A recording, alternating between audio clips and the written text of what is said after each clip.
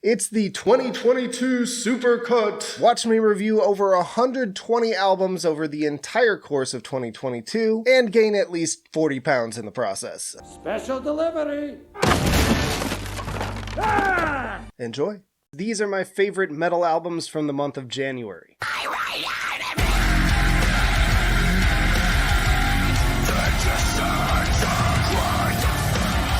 First up, we have Enterprise Earth with The Chosen. Now, this deathcore band has been around since the mid-2010s and features former Infant Annihilator vocalist Dan Watson, and I got a lot of requests to cover it. Their sound is characterized by a mixture of more technical and melodic death metal akin to the Black Dahlia Murder, and more groove-focused headbangers like the pulverizing Reanimate Disintegrate, which is probably my favorite track on the entire album.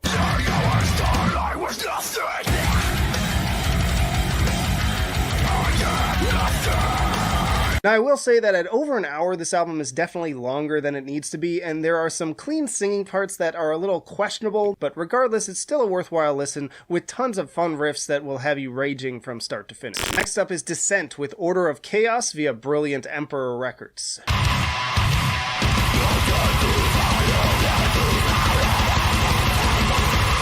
Descent is an Australian HM2-driven death metal project featuring members of Snorlax, Resin Tomb, Feculent, Siberian Hell Sounds, and mixed by none other than Converge's Kurt Ballou. You had me at HM2. This is some ripping, tearing, downright grindy death metal that should appeal to both fans of old-school death metal as well as more metallic hardcore-inspired projects like End.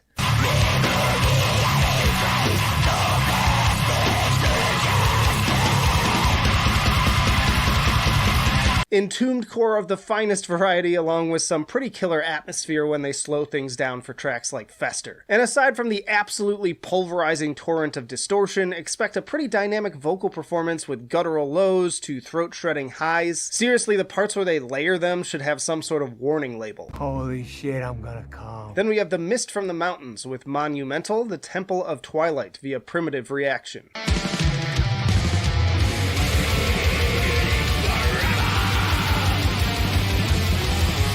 The Mist from the Mountains is a Finnish black metal band recommended to fans of early Borknagar, Dissection, and Sacramentum. From the opening jaw harp on Imperial Fields, you know you're in for some atmosphere, and it's on this front where this band truly shines. Soaring tremolo lines combined with pounding rhythms to keep the frost going this season.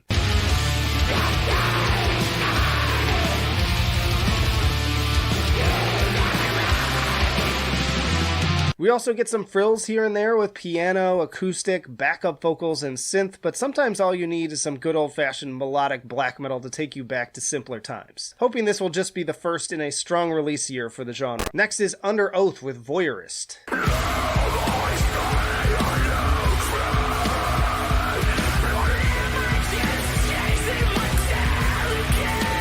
As a longtime fan of these guys, I was really disappointed by Erase Me, if I'm being honest, but I feel like this album is a real return to form and also super heavy. I'm not going to go in depth on this one as I have a full review you can check out as well as my album tier list for my thoughts on the previous discography. Just know that if you love metalcore, especially peak early 2000s era metalcore, you should not miss this album. It's dark, heavy, and just a great full listen from front to back. Changing styles again, we have Vera Culpa with Tanture Hauta via Scarlet Records.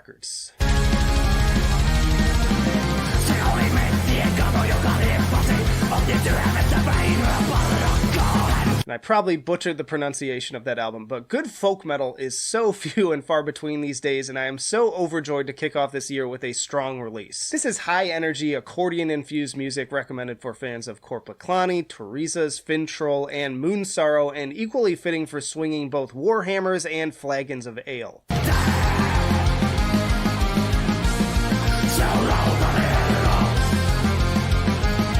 The infectious little hooks and high-octane pacing make for plenty of headbanging fun, and throughout also deliver on that great Scandinavian mythological atmosphere. I will say that this album runs a little bit longer than it needs to, but overall it's one of the best folk metal albums I've heard since 2019. Then we have Pridelands with Light Bends via Sharptone Records.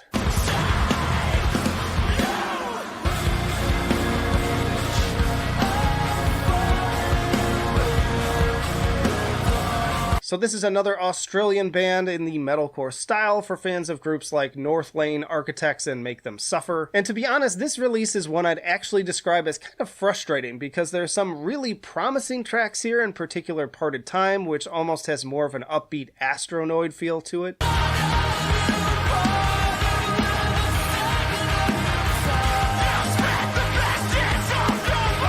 But then also a lot of sort of more generic and atmospheric tracks that are relatively forgettable. Nothing is bad, but there's a distinct shortage of like really memorable riffs, and the best elements often falling on the vocals and electronic additions, which are cool. Like again, there's promise to this project, so even so, it was intriguing enough to warrant mention here. And we have Worm Shepherd with Ritual Hymns via Unique Leader Records.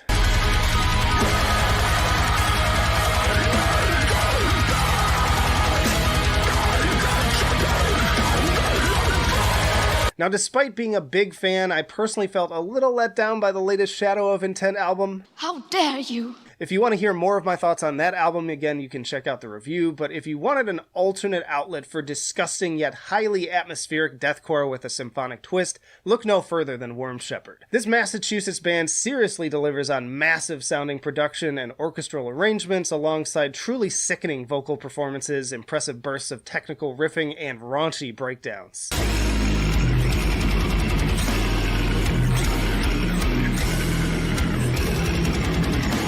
The Raven's Keep even has a hook reminiscent of Behemoth's Blow Your Trumpets Gabriel. And as an added bonus, there are also guest appearances from members of Chelsea Grin, Signs of the Swarm, and A Wake in Providence. Then there's Wilder Run with Epigon.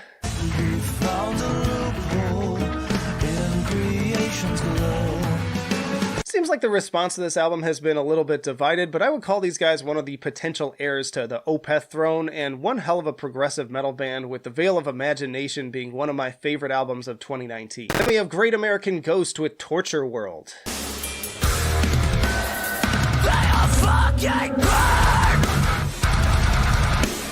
So Great American Ghost has been one of my favorite best-kept secrets of the metalcore and metallic hardcore scene since I first heard Everyone Leaves back in 2015. If you like that genre with lyrics as bleak and sardonic as they come, then this is the band for you. Torture World is 4 more concentrated blasts of vitriol to leave fragments of your skull scattered across the pavement.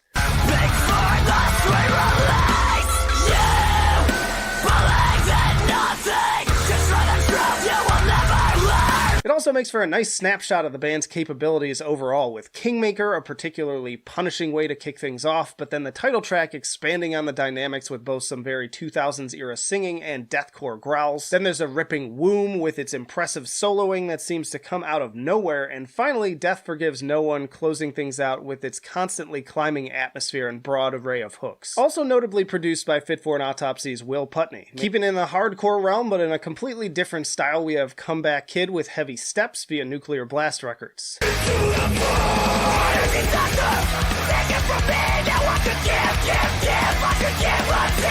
So I was really stoked for this album after hearing the singles. For those unfamiliar, Comeback Kid was formed in the early 2000s and definitely fall a bit more on the punk and hardcore side of the spectrum while also incorporating some metal elements. You've got heavier tracks like Cross that you heard at the top, which even features Joe Duplantier of Gojira and sounds kind of like something off of a Stray from the Path album, but then also more poppy melodic stuff like Everything Related, which feels more in line with bands like Rise Against and AFI.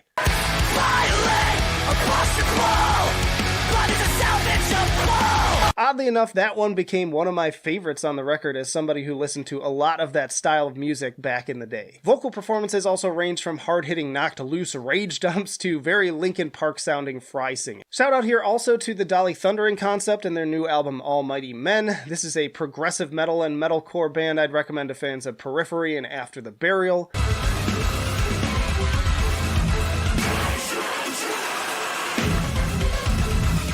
I really love the previous album Savages, which I've talked about before, and was hoping to have heard the new one in time for this video, but unfortunately that didn't happen. But it's out this week, and based on the singles, I'm really interested to hear it. I will definitely be listening, and so should you. And then we have Fit for an Autopsy with Oh What the Future Holds via Nuclear Blast Records. Far from heaven.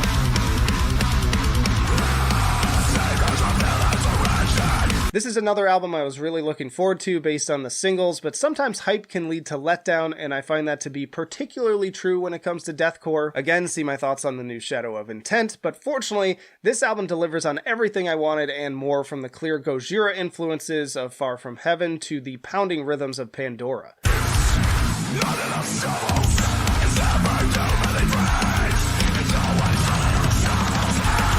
It's pretty rare that deathcore albums actually surprise me, but Fit for an Autopsy really pulled out all the stops for this one. I know there's kind of like a argument raging between like who won the month, Shadow of Intent or Fit for an Autopsy.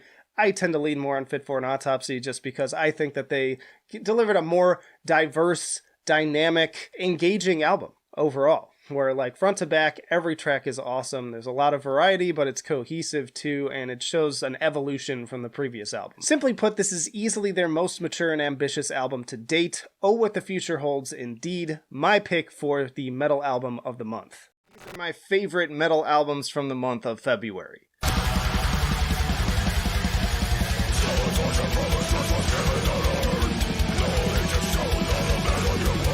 Alright, let's kick it off with a big one in Corpse Grinder with Corpse Grinder via Perseverance Music Group. Especially after hearing the singles to this album, I had a lot of questions as to why this is a solo outing as opposed to a Cannibal Corpse album, but considering just how fun this album turned out, I no longer care. Think of it as the death metal Abath to Cannibal Corpse's Immortal. Tons of simple but highly effective riffs combined with some seriously fun vocal call-out moments from Corpse Grinder.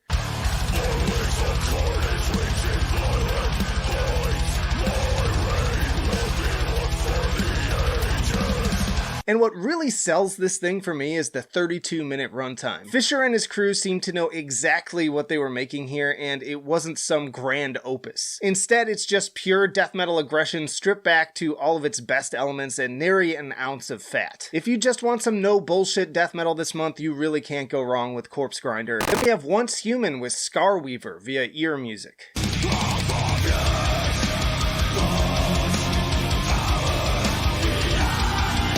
If you love classic mathcore bands like Sixth, you're gonna love the opening track, Eidolon. As a big fan of that band and style, I was definitely bought into this LA band's chaotic take on Gent and the intense snarls of frontwoman Lauren Hart. Lots to enjoy here for the likes of those fans and progressive death metal fans alike. Toss in a little ginger too with the intense groove of tracks like Where the Bones Lie and Erasure.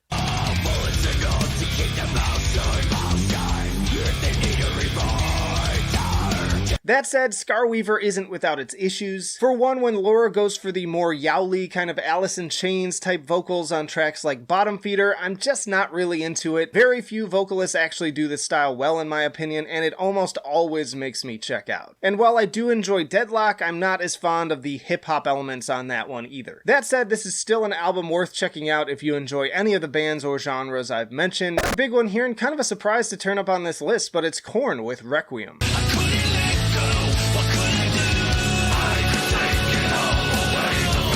Now, is this the best Korn album? Definitely not. Is it as good as The Nothing? I don't think so. But this is still an album I would put in the upper part of their discography thanks to great tracks like Start the Healing, My Confession, and Worst Is On Its Way. My Confession in particular really feels like the band coming together and working that old magic in the vein of Follow the Leader and Issues. There are definitely some lower points as well, but nothing I could consider bad, and thanks to the 33-minute runtime, I never really feel like hitting the skip button. Next up is Wait with The End of Noise via the Artisan Era.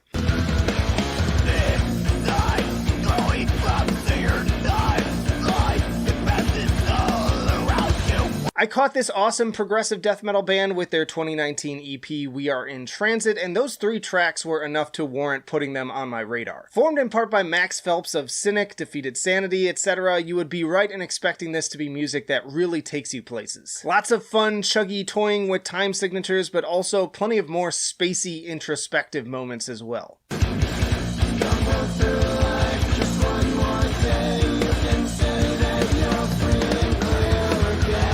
They also make a pretty ballsy move on this album by playing the opening track entirely instrumental until like the last 30 seconds, which could easily turn away new listeners, but their instrumentation is more than enough to carry it. In fact, those tend to be some of my favorite moments, as honestly, I'm not 100% in love with the vocals. The harsh ones are fine and have kind of a death vibe to them, but the band mostly focus on a clean style more akin to Voivod. Even so, very solid album that prog fans especially shouldn't miss. Next is Rollo Tomasi with Where Myth Becomes Memory via MNRK.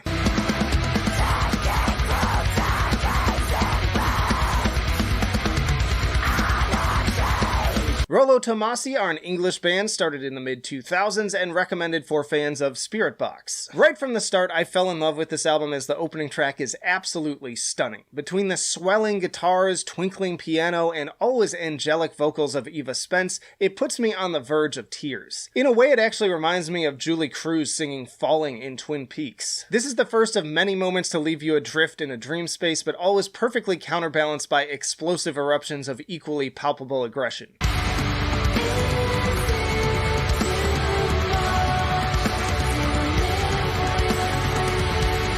And while most bands with this mix tend to keep things a good 3-to-1 ratio between harsh and clean moments, I'd say Rollo Tomasi go more for an even 50-50 split. A perfect yin and yang to complement one another. I'd even venture to say in this case that the melodic parts are frequently among my favorites, reminding me oddly enough of Danish band Mew, if anyone besides me knows who the hell that is. To put it simply, I'm just gonna say it, I think this is overall a better version of what Spiritbox were aiming for with Eternal Blue. Why would you say something so controversial yet so brave? And there's Mantra with Kundalini Rising.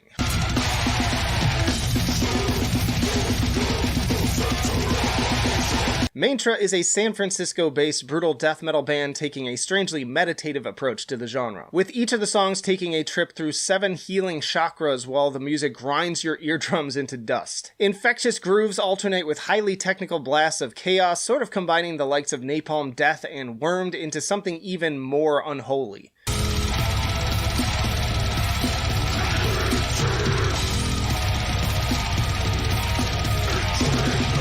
The first 3 tracks in particular are a remarkably punishing affair for something that also promises to be restorative in nature. Next up is one of my more anticipated albums this month in Allegion with Damnum via Metal Blade Records.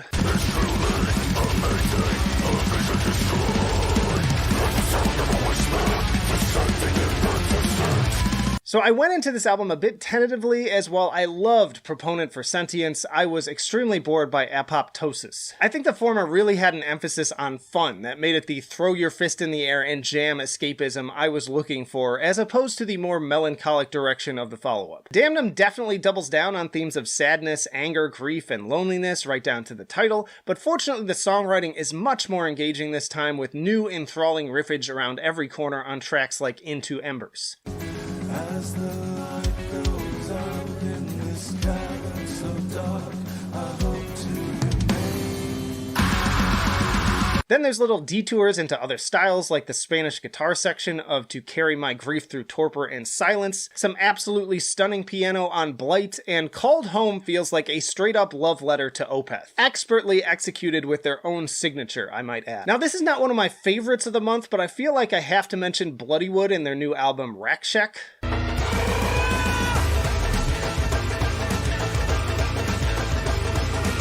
If it weren't for the super cringe lyrics, especially on the rapping parts, I think that these guys show real potential. I really love the fusion of the heavy grooves with the traditional Indian instrumentation and Eastern atmosphere, but again, the very cliche lyrics, which very likely have to do with English being a second language, still take me out of it. It's like a step below Max Cavalera's worst writing. Even so, worth checking out for something a little different. But speaking of things a little different, which we got a few this month, we also have Author and Punisher with Kruller.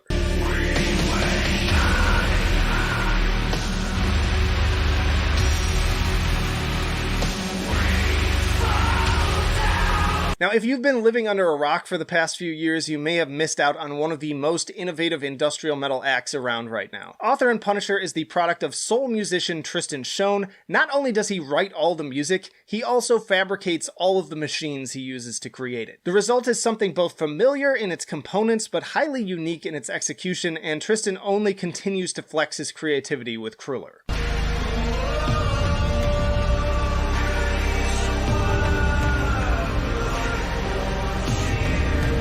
Every one of his albums has had something a little bit different to offer, but I feel comfortable in saying that this is the most melodic work to date. All of the usual aggressive pulsations are now offset by lots of sparkling, shimmering synths that I can only describe as like tears in rain. lots of moody Depeche Mode and The Cure energy seeping in for an album that sounds almost as massive in its melancholy as the Blade Runner soundtrack, and I suppose that's fitting for music more or less crafted by a real-life cyberpunk cyborg. Then a highly anticipated audience pick, it's Persephone with Metanoia via Napalm Records.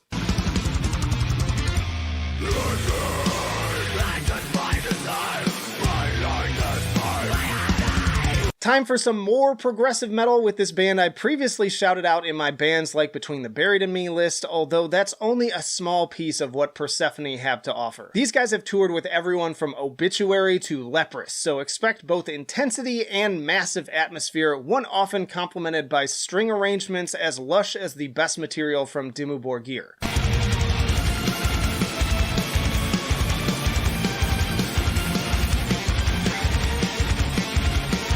And while the modern gent sound in their guitars might be a turnoff to some, it would be a mistake to not look beyond that to the stunning display of progressive songwriting. Songs definitely take you on a journey where each minute is different from the last, especially loftier ones like Aware of Being Watched and the 11+ minute largely instrumental Consciousness Part 3, traversing through electronic, symphonic, post-metal, and Animals as Leaders sounding moments too. Back to the strange and unique, we have Zeal and Ardor with Zeal and Ardor via MVKA.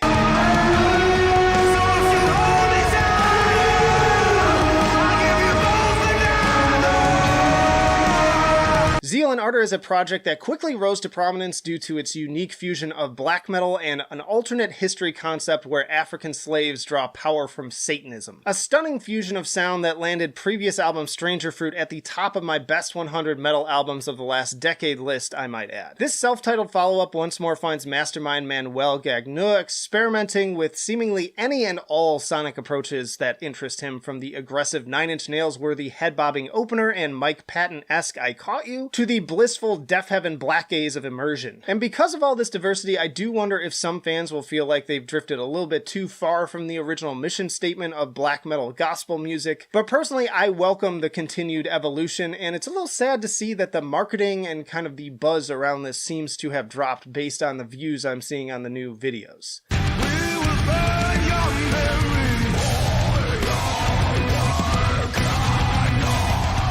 Zeal and Ardor was a band built on taking risks, so I say why stop now? Not to mention the metal portions here sound stronger than ever. But my only critique is that this still feels very much like a random collection of songs as opposed to a cohesive work. I'd be interested to see the project really work on finding more of a flow next time around. Another fan favorite here with Venom Prison and Erebos via Century Media Records.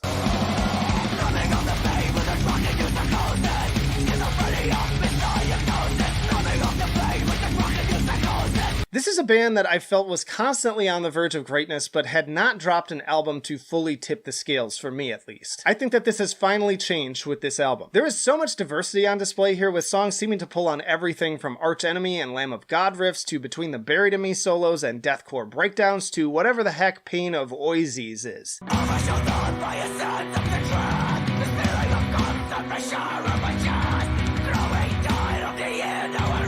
I had a feeling that response would be split with the increased incorporation of melodic elements and clean singing, but these changes feel in favor of something far more interesting and memorable in the end. And to me, an album that sticks with you trumps sheer heaviness every time. In the end, I don't care how loud and abrasive your music is, I just need it to grab my attention and make me feel something, and Erebus most definitely does that with flying colors. Next up is Voivod with Synchro Anarchy via Century Media Records.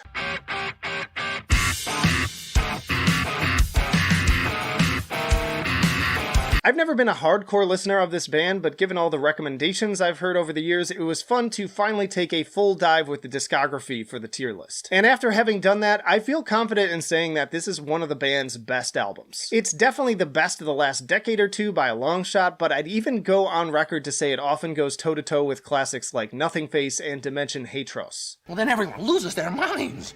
The highly technical drumming and guitar work are in top form, and once more Rocky often steals the show on bass. Check out my full review for more extensive thoughts on this one, but this is a must-hear album for fans and non-fans alike. And then we have Napalm Death with Resentment Is Always Seismic, a final throw of throws via Century Media Records.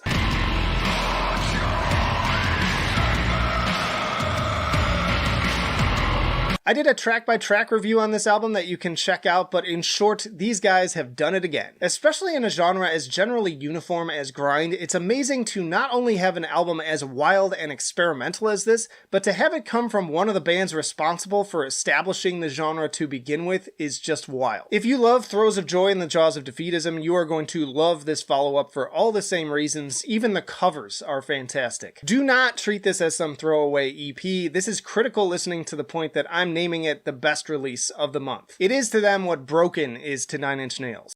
These are my picks for the best metal albums of March.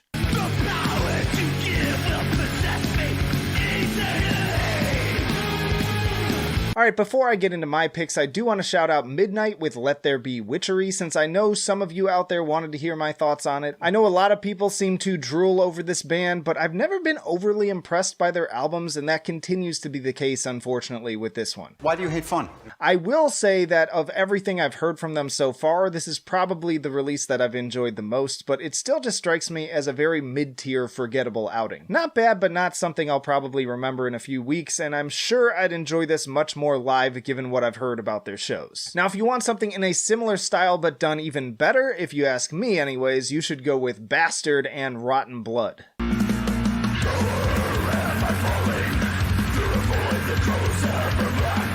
This is a fantastic fusion of speed and black metal that I'd go so far as to call Motorhead with corpse paint. Start to finish, this thing is catchy as hell, a riff frenzy with a seemingly endless supply of primal energy, something I found to be a bit lacking at times in the Midnight recording. The punky rhythms are so damn infectious when combined with the fun little Tom G. Warrior-esque vocal punctuations and occasional gang vocal moments like on Spellbound.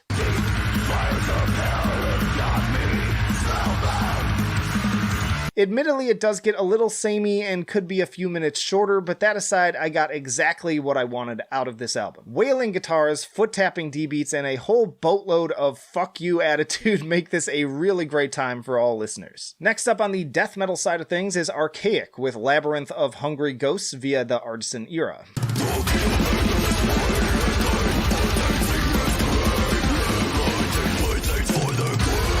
Now, I've been a big fan of this technical death metal band since 2015's Lucid Dawn, and the follow-up Nemethia only cemented them as what I consider to be one of the most underrated bands in the genre. A lot of bands do this same sound now, but few fuse melodeath, tech, progressive death metal, and even some symphonic elements in such a perfectly balanced way. Songs deliver on highly impressive arthritis-inducing musicianship, but always in service of memorable hooks and melodies. Wayward Opulence in particular is just brimming with them.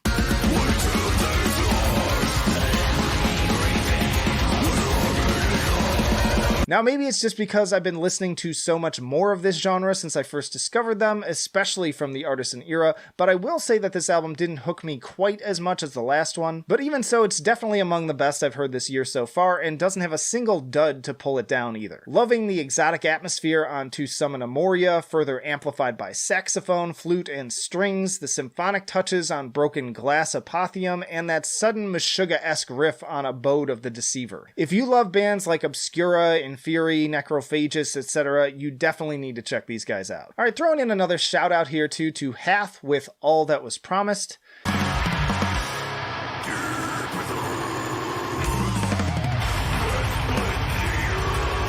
I was really wanting to enjoy this one, as Hath are definitely up-and-comers in the blackened death metal world, and I loved their EP Hive from like 2015. But just like with the previous album, I seem to be in the minority that just isn't getting all that much out of it. It's definitely not bad, with some of the cool dynamics on tracks like Decolation and Lithopedic standing out to me as real bangers. The drummer in particular is really killing it on the faster parts, but I don't know, for some reason it just gets a bit tedious for me, especially in the second half. Even after multiple listens, I still still catch myself completely checking out in parts. Maybe it's just too doom and gloom for me right now. I also hear some parallels to Behemoth's The Satanist, but without some of the more earworm elements that made that album such a success. It has been growing on me a bit, but if you can figure out what you love about this album that's escaping me, let me know down in the comments. Alright, next up we have Vane FM with This World Is Going to Ruin You via closed casket activities.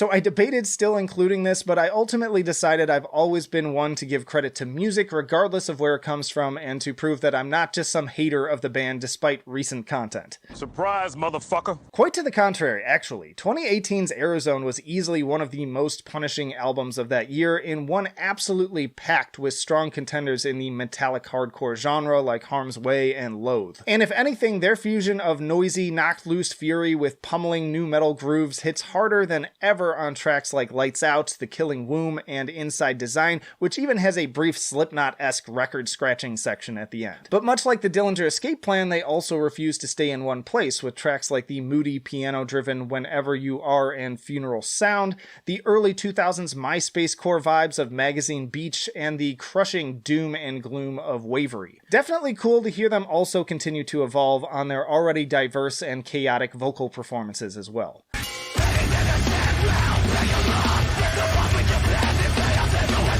Honestly, I was not disappointed even for a second with this release. It fucking slaps. It brought back everything I loved about the debut while also expanding just enough to keep me interested for what comes next. I'd say alongside the likes of Code Orange and Loathe, Vane are ready to inspire the next generation of young and hungry fans out there, just like Slipknot and Deftones did for me so many years ago. All I ask is that if mistakes were made, just man up and make amends. Moving back over to black metal, we have Idol of Fear with Trespasser via Somnolence Productions.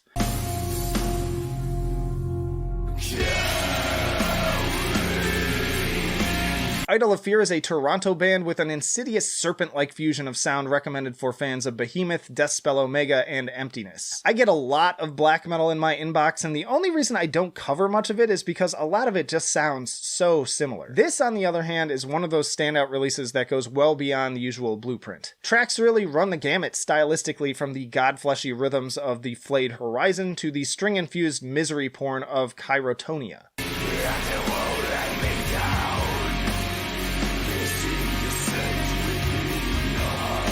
The guitars here are less traditional riffs and more of a slinking, shadowy presence that closes in and coils around the listener, preparing to squeeze. Quite frequently, I was reminded of Emptiness's fantastic Nothing But the Whole, but this may even reach new depths of darkness. When I talk about being fine with slower, more plodding music when it's done in an interesting and engaging way, this is exactly what I'm talking about. Then we have Axiponte, who I'm just going to keep calling Acherontis by their original name, with the Seven Tongues of Aman.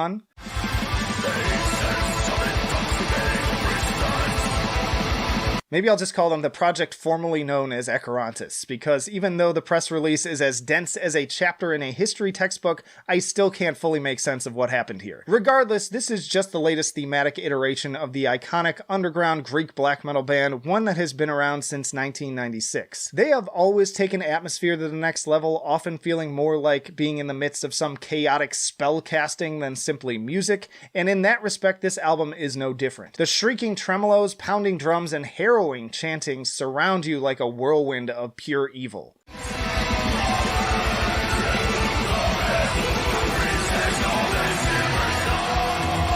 Check out Leviathan, The Fervent Scales in Reverence, just for a basic idea of what cinematic heights this music can truly reach. If I do have one criticism, it's that I do find myself wishing it threw in a few more weird curveballs to break things up and help it stand out like Idol of Fear, but honestly, this is still a top-notch release in the genre, and I have a feeling it won't be the last time you hear me talk about it. Switching gears again, we have Hellbore with Panopticon.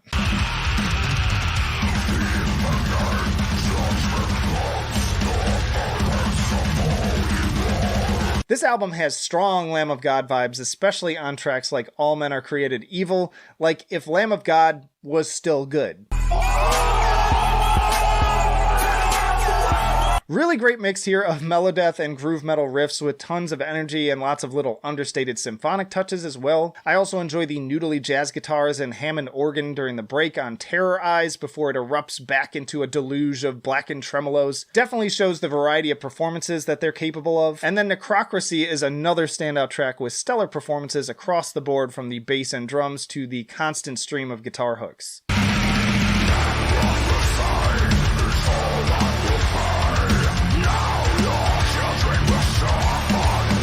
Speaking of which, these guys flex those symphonic elements even further alongside their progressive chops on the 3-part title track. If you enjoyed Lamb of God's track King Me like I did, then you'll appreciate finally getting to hear what more of that might sound like. The album itself is pretty concise at 40 minutes of headbanging, but it's impressive just how much they managed to squeeze out of that time. It's leaps and bounds better than anything Lamb of God have put out in years, definitely way better than that self-titled album, which I just didn't care for. Check this thing out. Then we have Animals as Leaders with Parrhesia.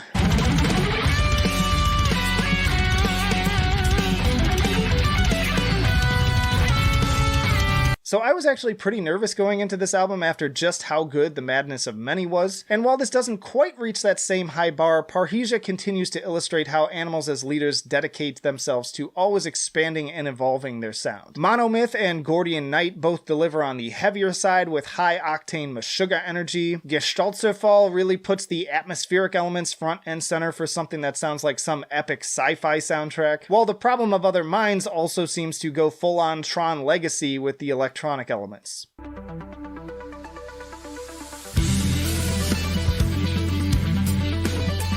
And then another personal favorite, Microaggressions, has an almost symphonic vibe to it, with initially subtle simulated strings growing in volume alongside a combination of fast neoclassical picking that makes it sound worthy of a performance at Carnegie Hall. Again, I'm not getting the same wow factor that I did from The Madness of Many, but it's definitely a solid album and another great entry into the band's strong discography. Check out the tier list for my thoughts on all of their albums. Then we have Sabaton with The War to End All Wars.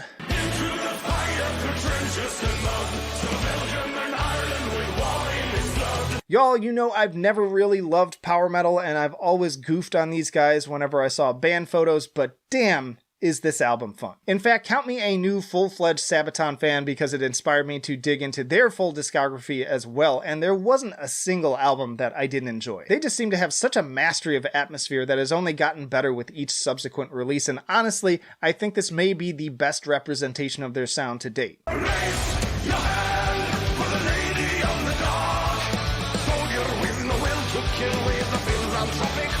So if you like throwing your fist in the air and binging the History Channel, this is the album for you. Once more, check out the tier list for more detailed thoughts. Then definitely one of the top 3 releases of the month is Without Waves and Comedian via Prosthetic Records.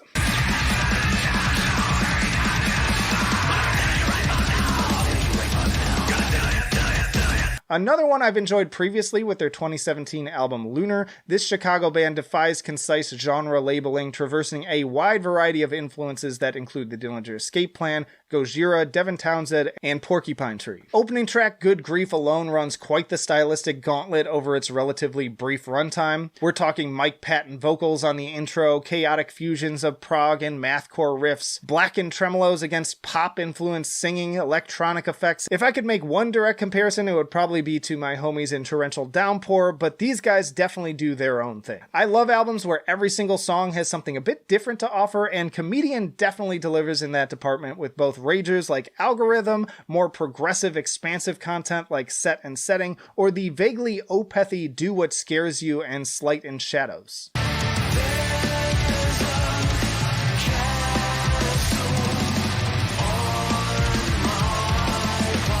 Sleep Deep even sounds like a weird cross between Deftones and Tears for Fears. And while I definitely had some issues with inconsistency on the last album as a result, this time they have definitely managed to effectively utilize and pull together every last minute despite going even longer on the runtime. It does lean heavily into the softer stuff towards the end, but it seems in service of the overall effect. And then y'all, this has been a year of upsets already where a band I previously didn't really care about drops an absolutely killer album and becomes my favorite album of the month, and Ghost did that for me in March with Impera.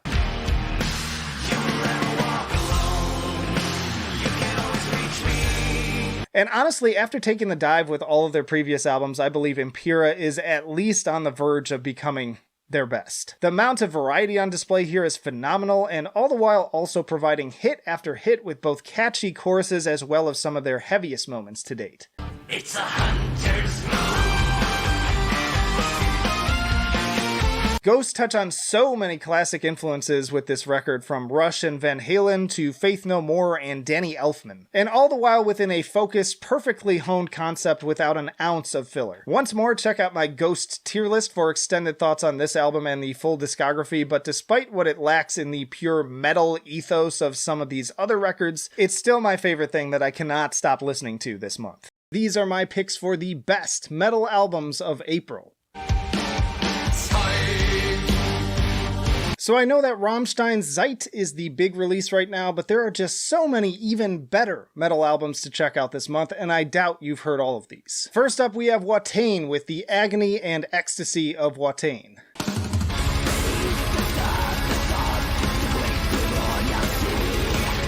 So this discography has had some ups and downs in recent years, which initially had me kind of hesitant about a new release, but I have to say they may have just dropped their best record. Top 3 at least. It's at once their most aggressive and dynamic to date, with instant classic ragers like Ecstasies in the Night Infinite, The Howling, and Leper's Grace, but these are also broken up by more plotting and atmospheric fare like Saramosa, Not Sun Nor Man Nor God, and especially We Remain, which was the single that got me most excited going in.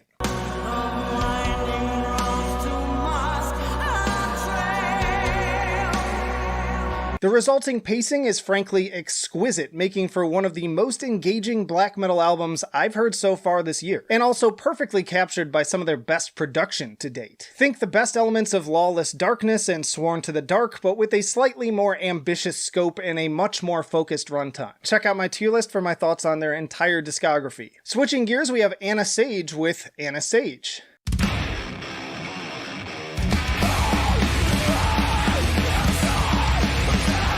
Alright, this one's for that pocket of my fanbase that, like me, worship the likes of Botch and Converge. I've been waiting this year for a truly great album in this style, and this one absolutely delivers. Anna Sage is a fiery mix of all the best elements of late 90s metallic hardcore and mathcore in a modern package, ferocious, unfiltered snarls, dissonant, angular riffing, and absolutely catastrophic work on the drum kit. Every single track is a total banger and worthy of being heralded as among the best in the genre this year.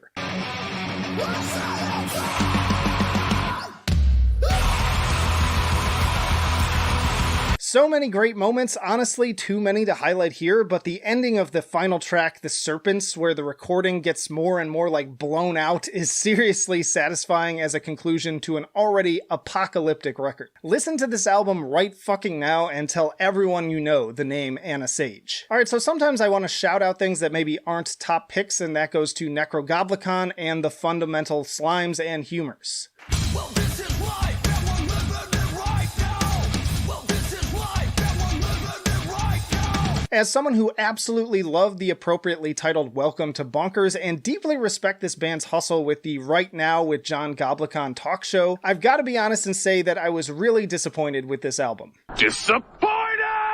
There are definitely some standout jams like Right Now, This Is It, and Yin, which in particular bring those fun rapid-fire vocals that never fail to get me banging my head.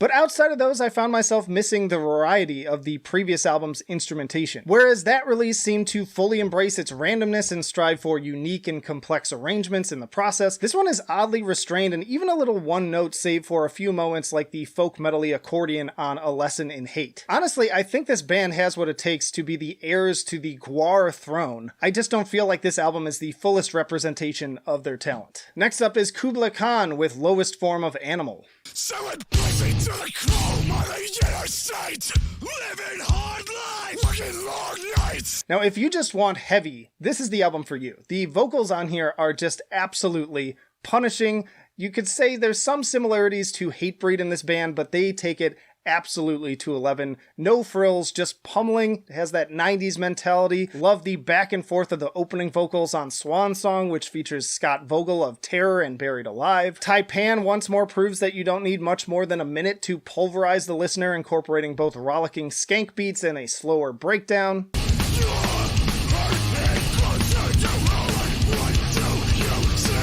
Resentment, appropriate to the title, has just the angriest, most bitter-sounding bass guitar rumble, and then Dynasty is a plotting punisher with a lot of fun, groovy start-stop riffing against the constantly driving beat. This is 15 minutes of just pure piss and vinegar to match the cold, harsh imagery of the cover art. I've said this before, but it once more applies to this release. Bring a helmet. Back to the black metal side of things, we have The Spirit with Of Clarity and Galactic Structures.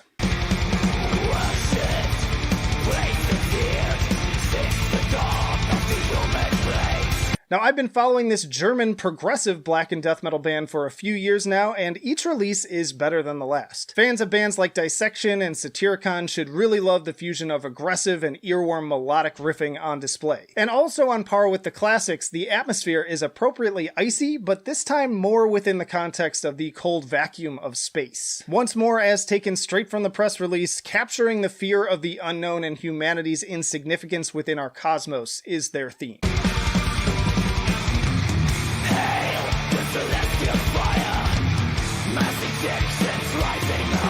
I almost feel at a loss talking about this one, as I feel it's better just experienced in its entirety. Expect plenty of transitions between melodic black metal, doom, and more overtly prog sections with the lengthier Arcane Wanderer or the powerful synth-infused instrumental closer Laniakia. In any case, another release to keep the positive momentum going on the black metal spectrum in 2022. Then we have Grayscale Season with Do You Like Violence?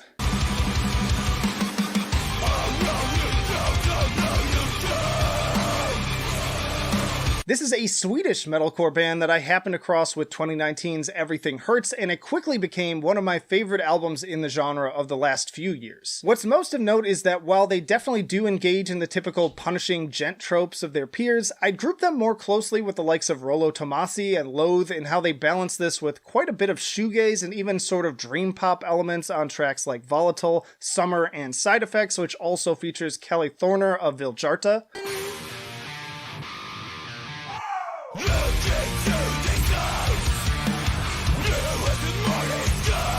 Closing track, Now Let's Make Those Teeth Leave Your Pretty Mouth, also broadens out into a particularly breathtaking conclusion. And then you've got others like Violence, which despite the ominous title is mostly just a pure piano ballad I'd compare to something like Keen or Death Cab for Cutie. Regardless, if you want some metalcore that doesn't just sound like everyone else, and there's been quite a bit of that this month, this is something that takes actual risks. You should definitely give it a listen, equal parts battering and ethereal. Another shout out here for something that's not a top pick but worth investigating is Sapphic with Ascension of the Dark Prophet.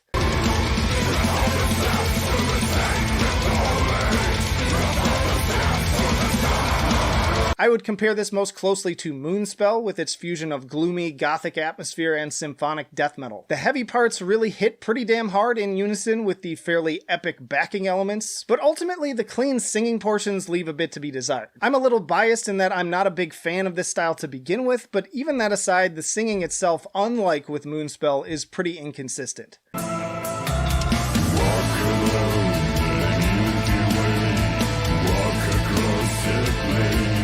They're definitely onto something, and their singles turned several heads in the Discord, but a little more refinement would go a long way. A pick here that I didn't necessarily think would make the list initially was Destruction with Diabolical.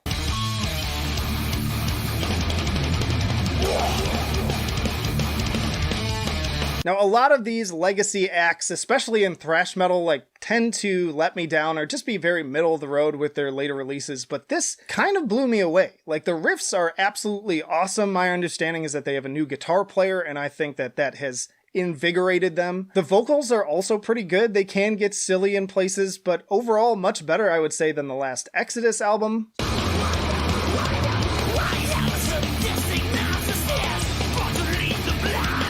And great energy across the board, especially again for a long-time band like this. It totally sounds like something a bunch of 20-year-olds could have made.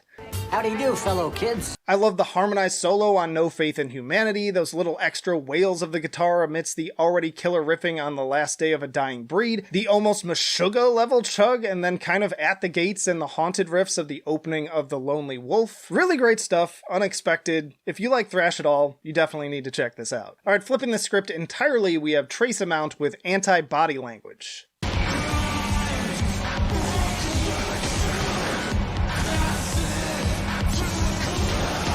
This is via the Dillinger Escape Plan's Greg Pasciuto's label, Federal Prisoner, and is a must-listen for fans of Skinny Puppy and general industrial noise. Think throwing Too Dark Park and Last Rites in a blender and then chugging them with a heaping dose of PCP. The imposing, suffocating nature of it also recalls some of Godflesh's darkest moments.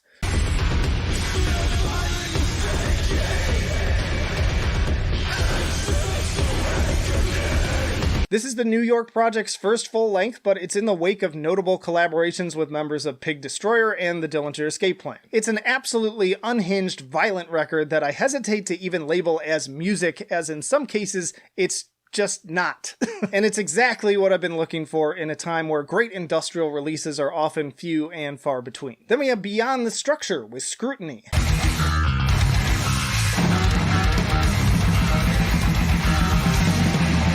Now, of course, it wouldn't be one of my end-of-month lists without some proggy technical death metal, and this time it comes to us from Estonia. Beyond the Structure definitely caught my attention with how adeptly they wield a certain level of chaos while still crafting highly focused songs. One minute you're bobbing your head to a hypnotic groove, and the next it's being twisted off your shoulders in a mathematical blaze of fury.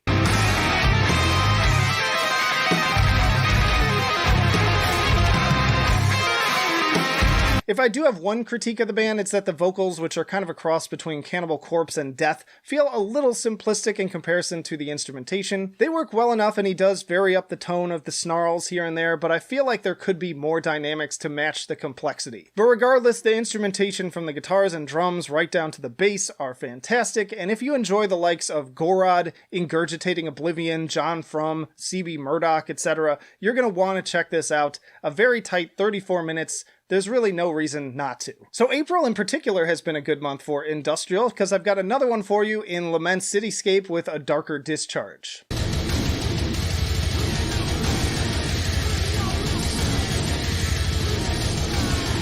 This is a project I've been covering for a few years now on metaltrenches.com before even starting the YouTube channel, but think of it as a pretty 50-50 fusion of industrial metal with sludge and post-metal. Some of the heavier moments like the Underdark are pure Godflesh, while part of the Mother trends more in the Ministry direction, and then others like Innocence of Shared Experiences are more drifting, dreamlike soundscapes akin to those found on Nine Inch Nails' The Fragile.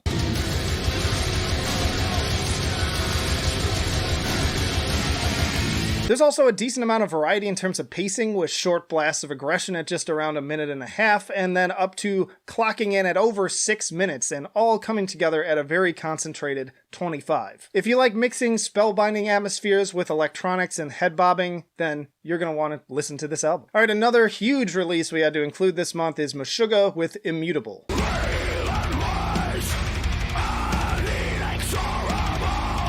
Meshuggah is another one of those bands that rarely offers some new revelation, but also rarely disappoints. Such is the case with this new outing, which I am particularly fond of given the many parallels to Nothing as well as Obson-worthy moments. Lots of slow, plodding grooves and dark atmosphere, but then some serious bangers as well. Kaleidoscope and The Faultless in particular have quickly become new favorites.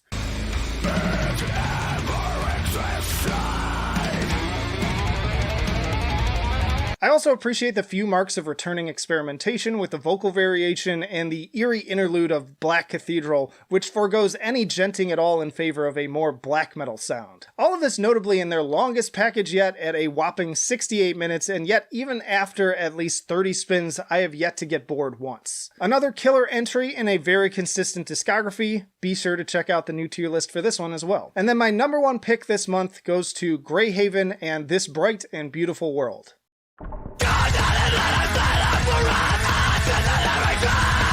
Now, I'll admit that initially I was a little unenthused with the more straightforward rock directions of All Candy and Ornaments from the Well as singles. Fortunately, within the context of the album, these influences are folded into the heavier stuff extremely well to make this feel like a very special entry in their discography. Perhaps more than anything else, some of the songwriting had me thinking about These Arms Are Snakes, but also with a healthy dose of later Poison the Well, Every Time I Die, of course, and Greg Puciato. And speaking of the latter, I could have sworn that it was Greg himself on the ripping for an anchor. It's not, but the performance definitely proves that Greyhaven haven't given up on the heavy in the midst of expanding their horizons.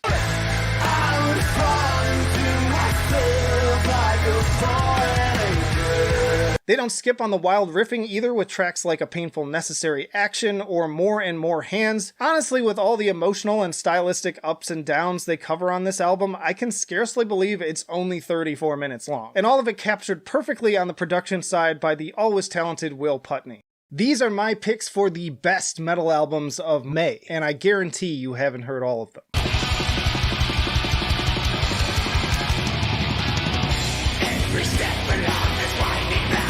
First up is Nekochwin with Kanawa Black. So 7 years ago, this West Virginia band stole the hearts of every reviewer I know with Heart of Akamon, a stunning fusion of black metal with Appalachian folk and exploration of Native American heritage. And I'm happy to say that this follow-up did not disappoint one bit. There are some general quirks one could use to describe their overall sound, but to do so would be to betray the sheer amount of variety on display with this new outing.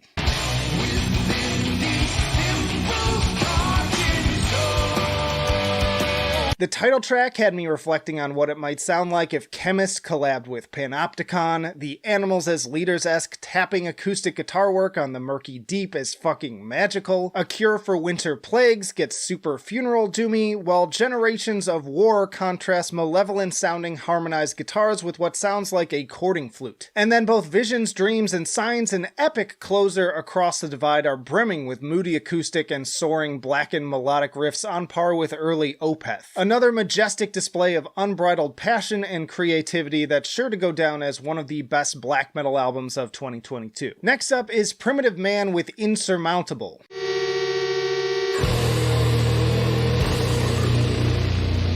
Now, I feel like Atom Splitter did my dude Ethan dirty with this release because I saw little to no marketing or fanfare for this thing when compared to previous albums. Thankfully, it was my own wonderful audience who put it back on my radar, and honestly at this point there's little to say that I haven't already about what continues to be one of the most vile doom and sludge acts of the modern era.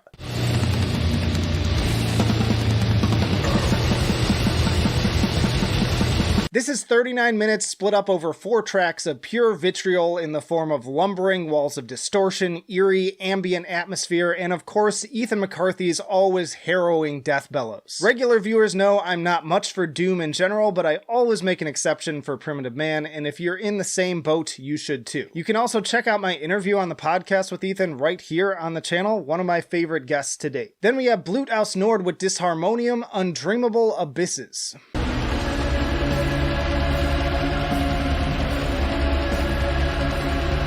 Now, a new Blut aus Nord album is always an event as you never know what form they're gonna come in, but the fusion of their sound here with the Lovecraftian themes and imagery is a match made in heaven. Tales of the Old Dreamer offers the perfect summary, sounding like massive elder gods lumbering over the listener, joined by cloaked cultists enthusiastically sermonizing at their arrival. Meanwhile, befitting of the title, chants of the Deep Ones, creepy warbling guitars and pulsating bass sound like their alien language alongside the constantly tunneling effect of the blast beats. And speaking of which, I continue to be amazed at the sounds Blut aus Nord conjure from their instruments, as with the groaning, shorting electrical opening of That Cannot Be Dreamed.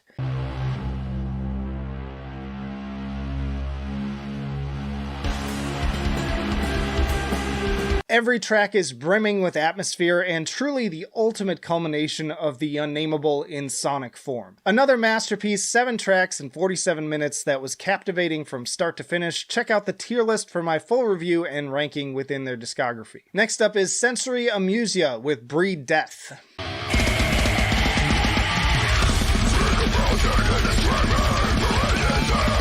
Inspired by the likes of Dying Fetus, Misery Index, Aborted, and Cryptopsy, this Australian death metal band absolutely ripped me apart with their 2020 EP Bereavement. And Breed Death delivers on that same promise of brutality in its first 58 seconds with opening track Birth Through Violence. The riffs are a devastating amalgam of death, thrash, groove, and grind, resulting in songs that manage to be crushing and catchy at the same time. And as if that wasn't enough already, tracks like Bind, Torture, Kill, and Vermin also managed to add impressive layers of atmosphere without overcomplicating things.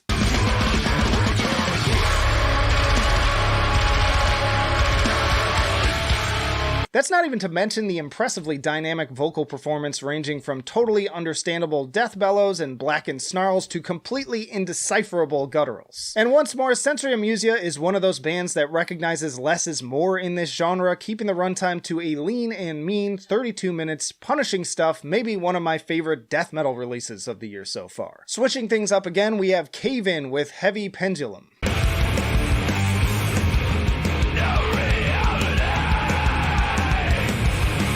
Now, I've been aware of Cave In since their early days in the 90s metalcore scene, but they've had quite an evolution over the 2000s and 2010s in terms of their sound. New Reality comes in hard, chugging away with thick riffs and pounding drums captured perfectly by Converge's Kurt Ballou, then following it up with the sludgy Caius energy of Blood Spiller. Many of these songs take me back to days discovering 90s alternative rock and grunge via Chicago's Q101 on my Nickelodeon radio.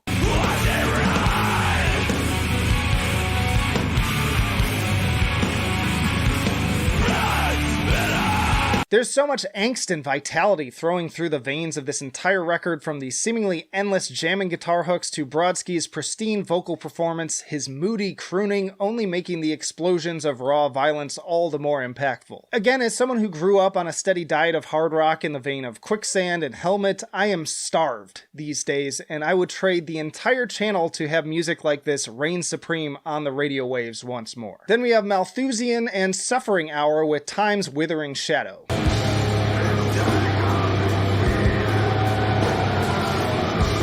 Now, I don't cover a ton of split releases, but when it's between two of your favorite underground black and death metal bands, you take notice. Both of them have quietly become known for offering up some of the darkest, most demented music in the genre, best served up to fans of Portal, Deathspell Omega, and Abyssal. Malthusian's side is another trademark collision of slimy, slithering black death and doom, always knowing when to change up the pace to keep things interesting, while Suffering Hour take this opportunity to add a few new tricks to their repertoire.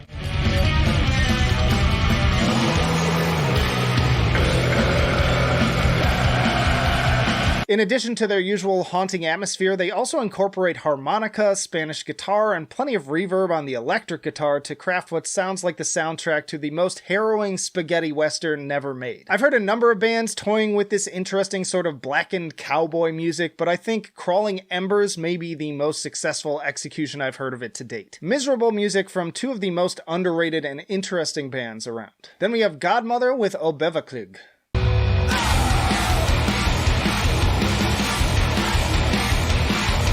Honestly, y'all, when it comes to great modern metalcore and hardcore, America's got nothing on Scandinavia. I've been following this Swedish band since their debut, and there's a reason why the Dillinger Escape Plan's Ben Weinman put out their even more impressive sophomore album out on his Party Smasher label after they played some of their farewell shows. It's crazy to think that it's been almost 5 years since that dropped, but the wait has only made me more hungry for more of their more dissonant takes on the Converge formula. When that rumbling, distorted bass kicks off Host's body, resist the urge to hide. Likewise, the disorienting mathcore guitars and psychedelic nightmare-fueled music video of Teething is going to seriously fuck you up.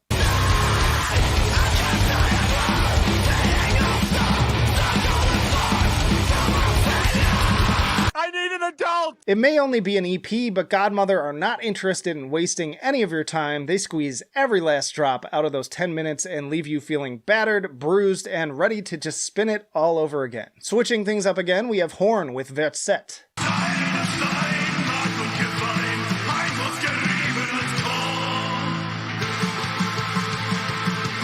The opening track already had me with the punky beat and almost Bad Religion sounding guitar hook, but then that mandolin came in and I was just absolute butter. Now, all the same, I don't want to oversell this album on that track alone because the majority of it has a much slower to mid-pace swing to it, fusing folk and black metal to stunning atmospheric effect and crafting beautiful pagan soundscapes, sometimes with additional instrumentation as with the strings on Alpen Recorder or the subtle brass on Gaugenbrech.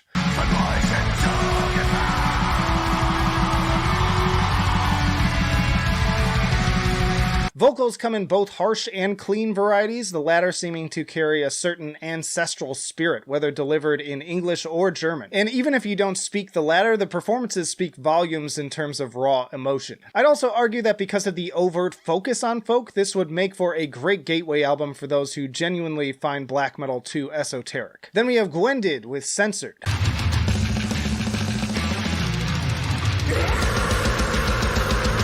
This is a Bulgarian band with a very groove-centric sound, very much akin to Ginger, and will be hitting the road soon with Dark Tranquillity. It's also fronted by Victoria Stoikova, who went viral with her take on Taylor Swift's Look What You Made Me Do.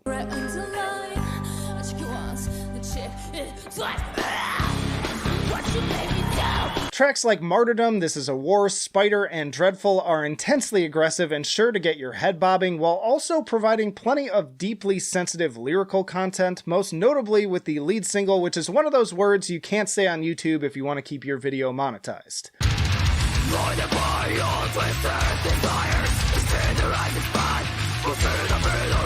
Now, Censored is definitely not perfect. They completely lose me at One Step More with its cliche spoken word intro and equally cheesy singing duet. And honestly, I'm not a big fan of the sort of Kitty-esque singing in general, but thankfully there isn't much of it, and alternatively, I'd love to hear more of the regional instrumentation featured on We Are the New Order. Overall, though, definitely a release, definitely worth checking out, as the fun grossly outweighs the bad. Back to death metal, we have Obscene with From Dead Horizon to Dead Horizon.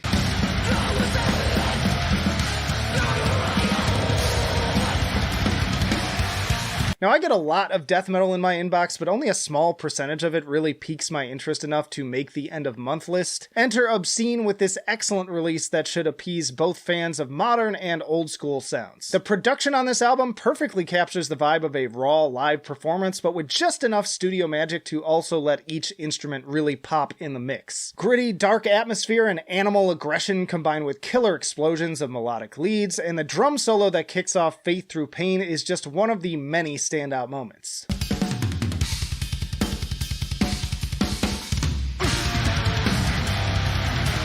I'm also really digging the vocal performance, which has this uniquely raspy quality, further adding to the subhuman energy of the band. All of this in an incredibly tight and well-paced 32-minute package, traversing everything from more doomy, drawn-out passages to headbanging D-beats. Then we have the Motion Mosaic with Domino Effect.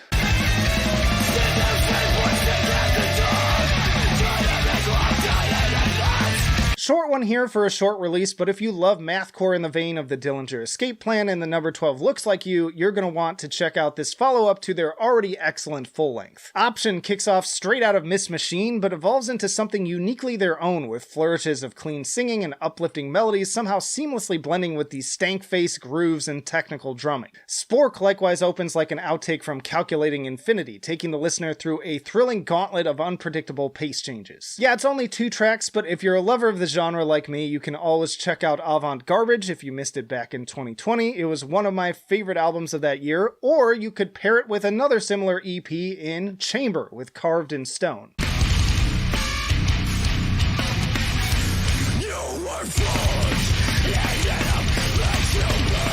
Fittingly, this metallic hardcore band also dropped an excellent album in 2020 called Cost of Sacrifice, and these 3 songs only ramp up their heaviest elements. This is some gnarly, crunchy shit that will put you on your back and stomp you harder than Dave Chappelle's Entourage. Squealy, noisy guitars, insane drumming that switches up the beat on a dime, vocals that seem to call for your very blood. Again, what's not to love? Highly recommended for fans of Vane FM, Code Orange, and Harm's Way. Next is Sadistic Ritual with the Enigma Boundless.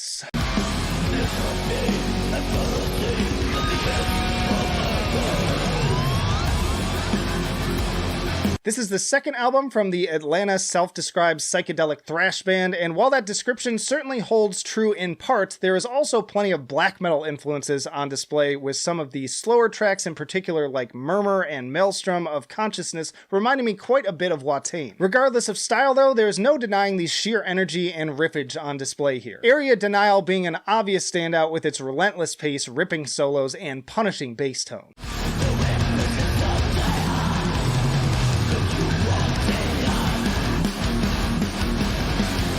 Raving Voyeurism is another violent beast of a track, bounding straight for the listener in bloodlust, but then you've also got the Blood of Memory completely throwing expectations to the fire for a fully instrumental piece whose anthemic distortion and crisp acoustic side by side seem to be conjuring some sort of black magic. It's been a good year already for black and thrash, so if you enjoyed the latest from Bastard and Midnight, be sure to add Sadistic Ritual to that list as well. Alright, an album that quite a few of you wanted me to talk about, we have Ibakari with Rashomon.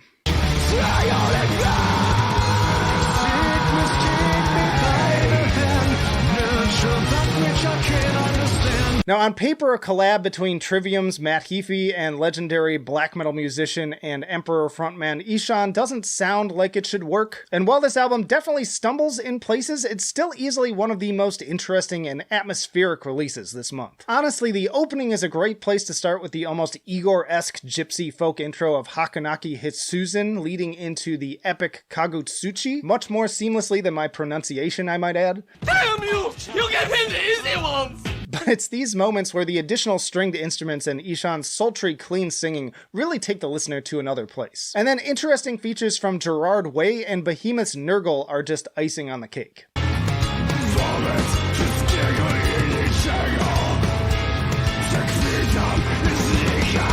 My one major issue here is actually the same one I have for Trivium, which is Matt's vocals. Matt is a stellar guitar player, and his riffs on tracks like Akuma add so much to Rashomon. But when his grating one-note rah-rah-rah screams take over, it frustratingly subtracts from the otherwise majestic effect. Fortunately, Ishan is in absolute top form, and the overall compositions still make it worth a listen. My main hope is that this acts as a gateway for metalcore listeners into Ishan's masterful solo works like Arctis. Then there's Bloodhunter with Knowledge Was the Price.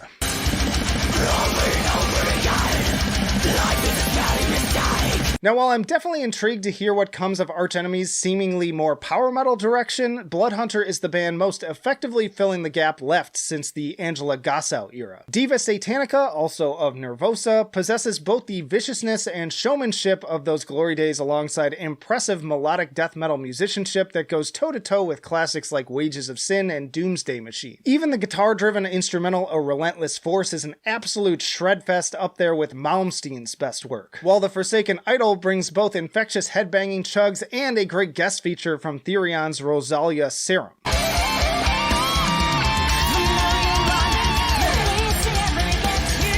I will say that at nearly an hour, some trimming would make the album more focused, but really there's not a bad track here, from great hook-heavy originals like Sharpened Tongues, Spitting Venom Inside, Knowledge Was the Price, and A Twist of Fate to Come, to the cover of Children of Bodom's Bodom After Midnight. Also, bonus respect points for the Suspiria sample on Medea's Guidance. For more on Diva, be sure to check out my interview with her from back when that Nervosa album dropped. And then there's Septic Flesh with Modern Primitive.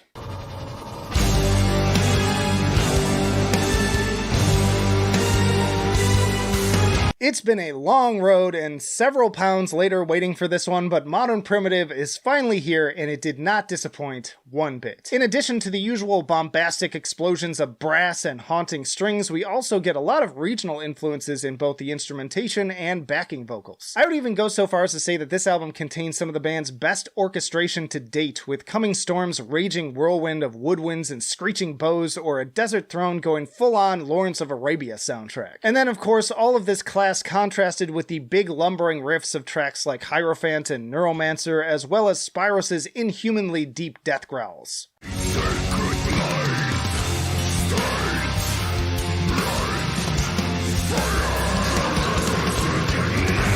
After finding myself a bit disappointed by Codex Omega, this one was well worth the 5-year wait. It's 39 minutes of some of the band's best work to date without an ounce of filler, another one where you can check out my tier list to hear my thoughts on their entire discography. These are the best metal albums of June. At least I think so.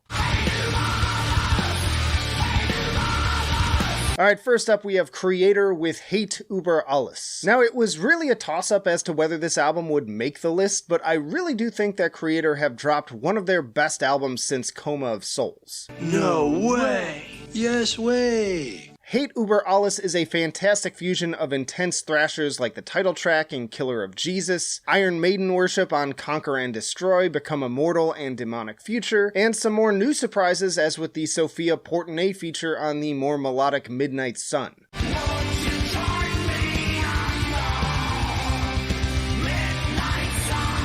Hearing the somewhat corny Strongest of the Strong didn't really get me all that hyped for this thing, but I assure you that the best songs here are the deeper cuts. As I said in my Creator tier list, it's a very solid 47-minute runtime loaded with great riffs, engaging pacing, and tons of shredding solos, which is really all that any Creator fan could want. On a completely different note, we have Artificial Brain with Artificial Brain.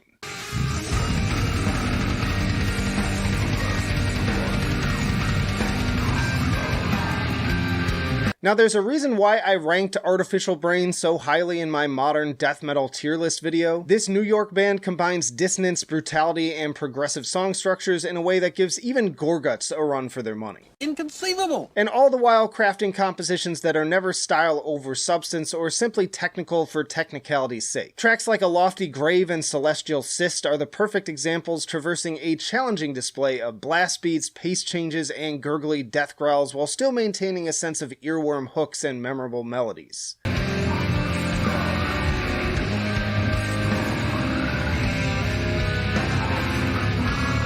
Now, make no mistake, this is still not for the average normie death metal fan. I'd argue it's still a touch more accessible than Gorguts, but if your idea of difficult to listen to, again, is still just Cannibal Corpse, I might suggest inoculating yourself first with the likes of Ulcerate and Portal. Either way, this is another fine entry into the Artificial Brain catalog. Then we have Exocrine with the Hybrid Suns.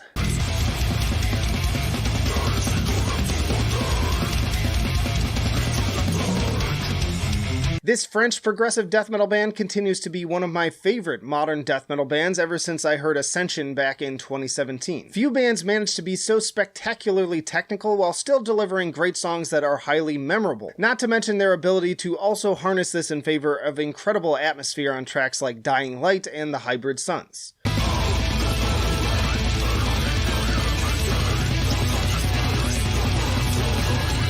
Really, just pick a song at random and both the drumming and guitar work will twist your brain into a knot. But always to a highly satisfying and deeply infectious groove. Not a single dud here at 9 tracks and just 35 enthralling minutes, and arguably even better than the last album. Recommended for fans of Archspire, Cryptopsy, and Obscura, Exocrine are the best tech death band that too many people have never heard of. Changing things up again, we have Kardashev with Liminal Right.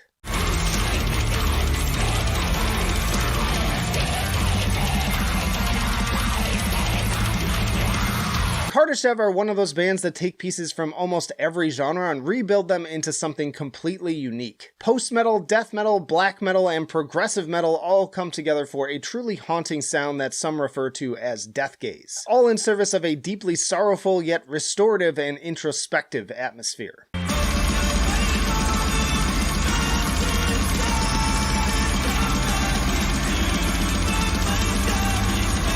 The music seems to drift around the listener like a wraith. The guitar is reminiscent of black gaze bands like Deaf Heaven, while singer and vocal coach Mark Garrett alternates harrowing blackened snarls and deep death bellows with pristine, blissful cleans. And cap it all off with some additional piano and saxophones to make the nearly 12-minute closer an all the more potent conclusion. Easily one of the most emotionally impactful albums of the year, and check out my video with Mark where we talk about our favorite metal vocalists. Then it's time for some fun with Ailstorm and Seventh Rum of a Seventh Rum.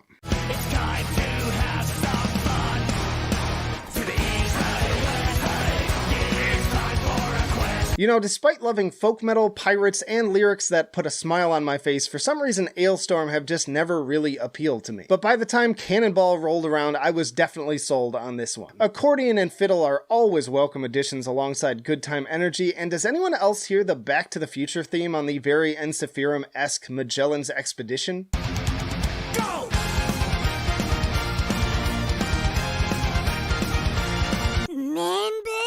tons of other great moments too, like the Children of Bodom-esque synth solo on Under Blackened Banners, the 8-bit elements on Party, or the bombastic brass on the title track. If you're just looking for a fun bit of humorous escapist fantasy that everyone could use a healthy dose of right now, this is definitely the album for you. Don't forget the grog. And also don't forget to let me know your favorite metal albums of June down in the comments, but next up is Inanimate Existence with The Masquerade.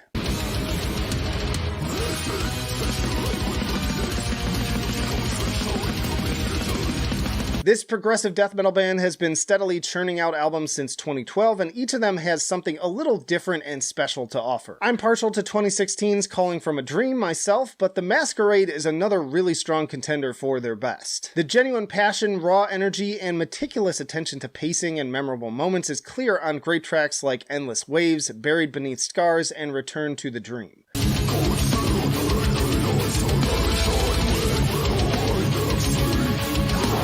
This thing is loaded with hooks, arguably more so than ever before, and without ever compromising their focus on challenging progressive composition and stirring atmosphere. It's at once riff-heavy and highly introspective, with appeal to both passive listeners and musician nerds alike. And it doesn't hurt that despite the serious nature of the music, they can also have a sense of humor in their music videos. Then a real surprise here with Profiler and Profiler.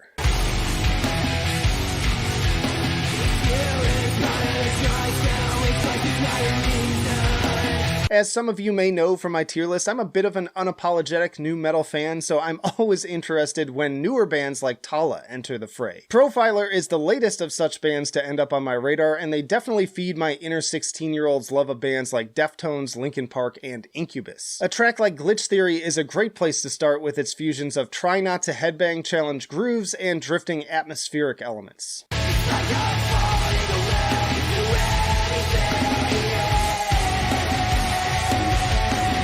Honestly, even if you don't like nu metal, there's plenty to love here for fans of everything from 90s alternative groups like Helmet and Quicksand to more modern acts like Northlane and Loathe. And if this EP is leaving you hungry for more, there's a number of other great singles you can check out like 93 and Metamorphosis to expand your listening session. Then we have Astronoid with Radiant Bloom.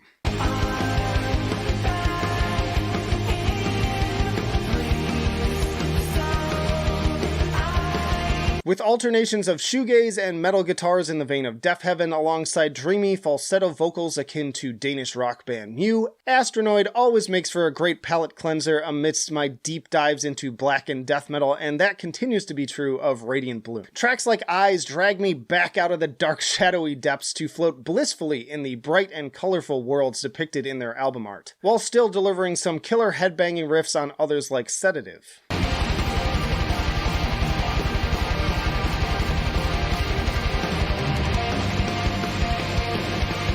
It may not be for everyone, especially on a metal channel, but if you only want to hear the same stuff over and over again, you're kind of in the wrong place. Stop it. Get some help. As someone who loves exploring all forms of music, I always appreciate bands that are doing something a little different, and you're not likely to find another album this year that sounds quite the same as Radiant Bloom. But for those who are just looking for more heavy, we have Hypermass with Empyrean.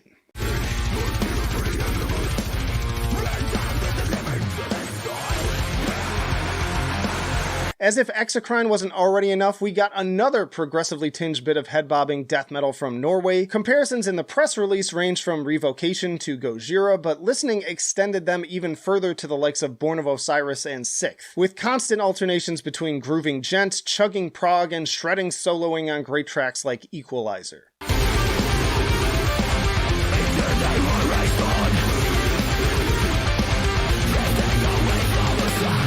Sometimes coalescing into some pretty stunning atmosphere as well, on the likes of To Dissect and Serve, Behind the Leviathan, and the title track. And all of this held together by a clear emphasis on rhythm, not only in the already impressive drumming, but right down to some of the almost hip-hop sounding vocal cadences. It's a good time to be a technical death metal fan. Then we have Knoll with Metempiric.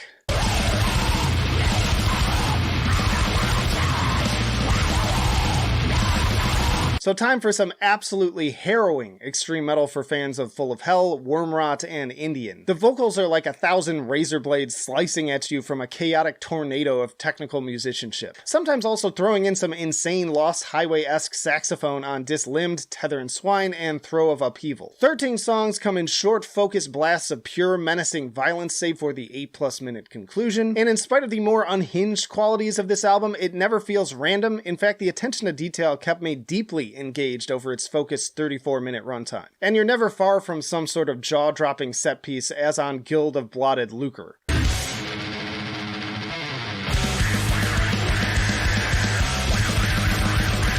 Disgusting! Fitting that the artwork was also completed by fellow soul sucker Ethan McCarthy of Primitive Man and Vermin Womb. Then we have Surreption with Jord.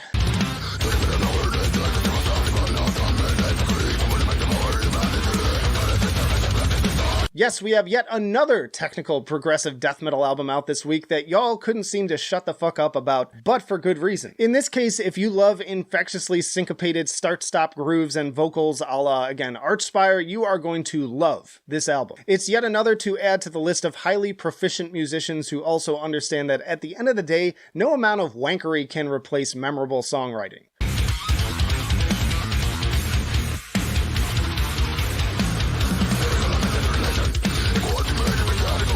Yes, it's the tech musician's wet dream, but also in service of fun, above all else. A level of precision that appeals to robots, but also enough humanity to make them become self-aware. Fuck headbanging, I can't listen to this without getting my entire body moving. Quick shoutouts for Esoctrillium, Seor, and Vatican, but my next slot had to go to White Ward and False Light.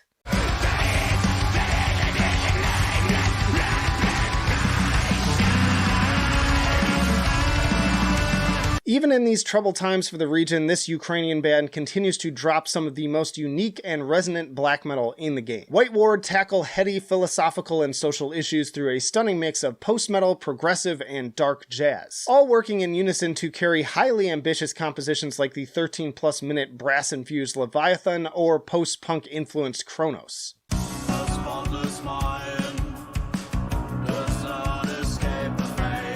Alongside the likes of Imperial Triumphant, White Ward prove that if given the opportunity, people still respond to music that tosses the rulebook in the garbage. It's high art that avoids pretension by also being deeply visceral and relatable in its seemingly bottomless sorrow. So if you appreciate music that isn't just a carbon copy of everything else, do yourself a favor and check out the most ambitious album of the month. Consider them like the A24 of black metal.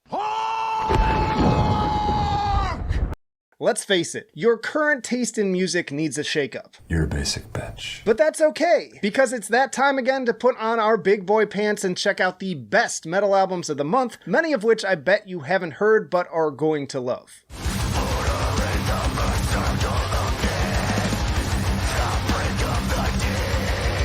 First up, we have Wake with Thoughtform Descent. Wake's last 3 albums have all been great listens in completely different ways. Misery Rites was just a straight-up injection of violent brutality in the vein of Full of Hell and Napalm Death. Devouring Ruin found them expanding on the atmosphere for a more depressive, sludgy sound. And now with Thoughtform Descent, we get more or less their own version of melodic death metal with notes from Insomnium and Swallow the Sun. Tracks like Observer to Master and Swallow the Light in particular showcase Wake's newfound embracing of melody alongside the always bellowing roars.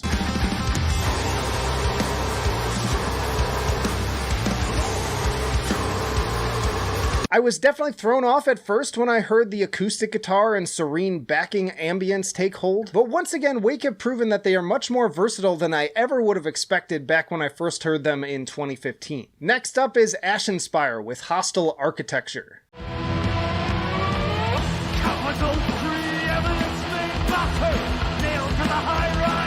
To the handful of people out there who know who A Forest of Stars are, this fellow UK band scratches that same itch for highly immersive and cinematic avant-garde black metal. The vocals are less sung or screamed and more akin to a particularly dramatic narration of a Broadway-style performance. Their chaotic insanity matched by the chaotic wailing of strings, explosions of brass, and rusty chug of the guitars.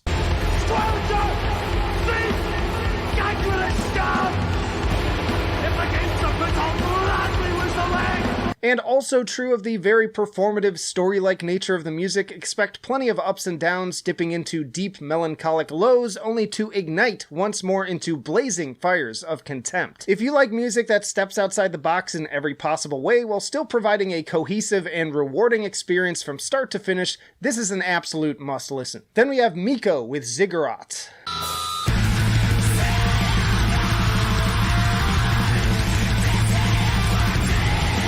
Hailing from my mother-in-law's hometown of Cali, Colombia, Miko is another one of those groups whose genre is difficult to fully nail down. With elements of death metal, post-metal, grind, and tech, they occupy a similar space as Ulcerate, Noctambulist, and to an extent Suffering Hour, with both bellowing growls and blackened snarls seeming to herald the end of times.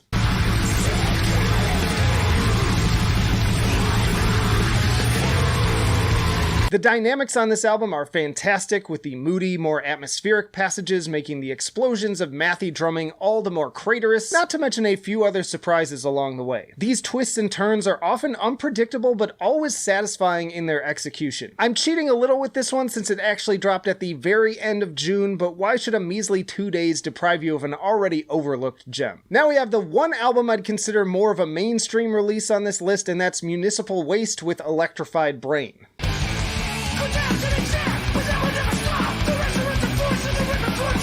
My two favorite types of thrash are blackened thrash and crossover, and as far as the latter goes, it doesn't get much better than Municipal Waste. These guys have been getting rebellious with their punk and hardcore energy since roughly 2001, and they show no signs of slowing down with Electrified Brain. D-beat infused ragers like Demoralizer, Last Crawl, and the title track are Youth in Revolt incarnate.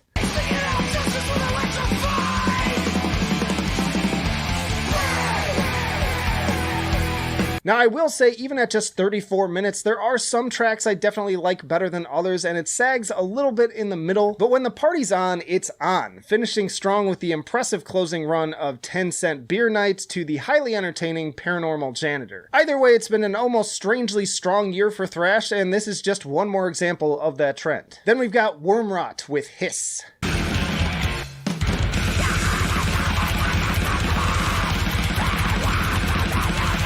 I've seen some of my colleagues really hyping this one up, and while I don't quite share their level of enthusiasm, this is certainly one of the better grindcore albums of 2022. At 21 tracks over just 33 minutes, it keeps a brisk pace and offers plenty of the high-octane brutality that the genre is known for, but also enough fun little twists to keep things interesting. In particular, I love the screeching of the additional string instruments on Weeping Willow.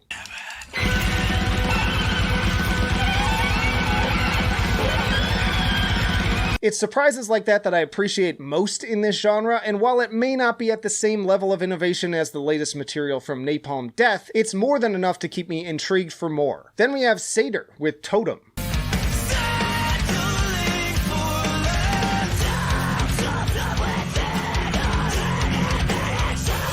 I'm always so happy to hear back directly from bands I've covered in the past, and Seder have once again blown me away with their wicked fusion of math rock and mathcore. Think the blissful energy and noodling guitars of bands like The Fall of Troy, Good Tiger, and Dance Gavin Dance, who also dropped a pretty solid album this month as well. But the level of precision of these guys as a unit is impeccable, and always in service of fantastic songs like Haven and Attrition.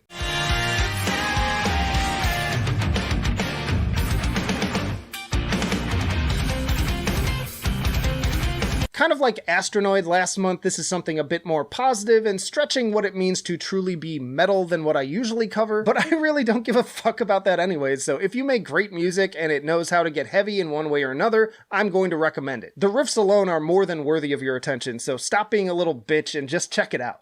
Eat some shit, you stupid bitch. Just kidding. But turning back to the extreme, we have Panzerfaust with the Sons of Perdition Chapter 3, Astral Drain.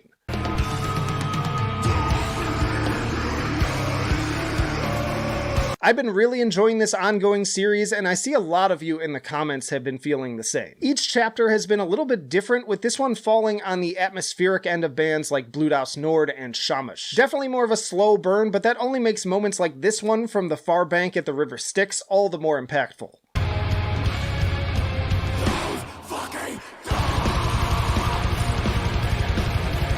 It's a moody, plotting conjurer of dread led by slinking guitars, cataclysmic drumming, and echoing hellmouth vocals. An unstoppable, expanding shadow snuffing out the light of everything in its wake. Flipping the script again, we have The Machinist with All Is Not Well.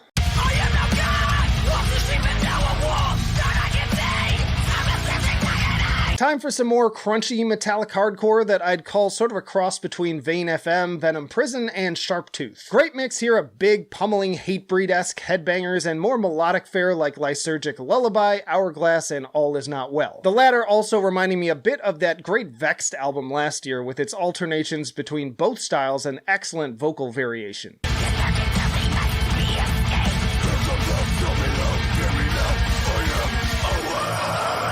I do have some constructive criticism in that the lyrics can occasionally get a little cringy and the harsh vocals sometimes grate on me on tracks like Death's Embrace. But again, when this band is on, it's on, and they've got some top-notch tracks here to prove it in a number of different styles. Then we have Greg Puciato's latest album, Mirror Cell.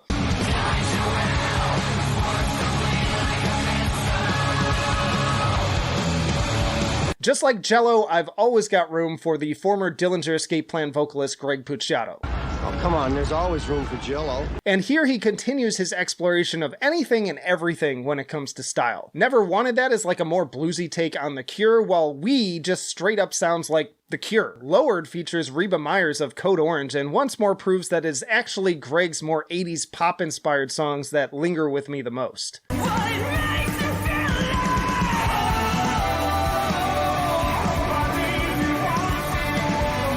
Honestly, there are only a few heavy moments, namely No More Lives to Go and the increasingly unhinged vocals on the lengthy closer, All Waves to Nothing. But no complaints here, as Greg's voice is always fun to hear in a variety of different musical backdrops. Another solid album and great palate cleanser between the other stuff on this list. Then it's time for Mantar with Pain Is Forever and This Is the End. I just pretend to be asleep.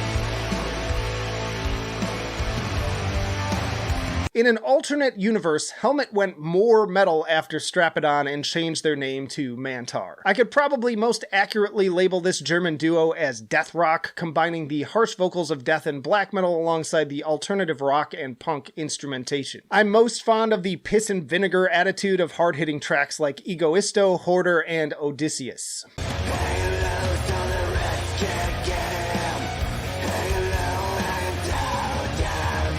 More than anything else, Pain Is Forever is about the angst, and songs feel less about the music itself and more about raw, nihilistic rage. It just so happens that the vitriol is set to a catchy beat and earworm vocal lines like Come A-Knockin', Death Will Open the Door, Hang 'Em Low So the Rats Can't Get 'Em, and Grim Reapin' Misery Knows Tonight. Who knew that misery could be so much fun? Life is pain. Life is only pain. Then there's Black Magnet with Body Prophecy.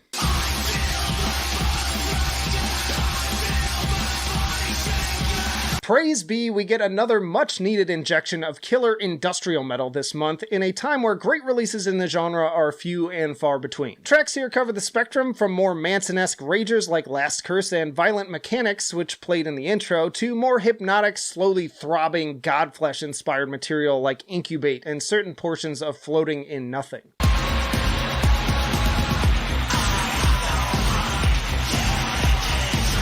And speaking of Godflesh, Justin Broderick himself even provides a remix of Incubate at the end. Throughout the duration, you'll also likely pick up on notes of everything from Ministry and Nine Inch Nails to Killing Joke and Frontline Assembly. Highly recommended for those who still appreciate the machine-like clank of steel against steel in their heavy music. And then, of course, we have Imperial Triumphant with Spirit of Ecstasy.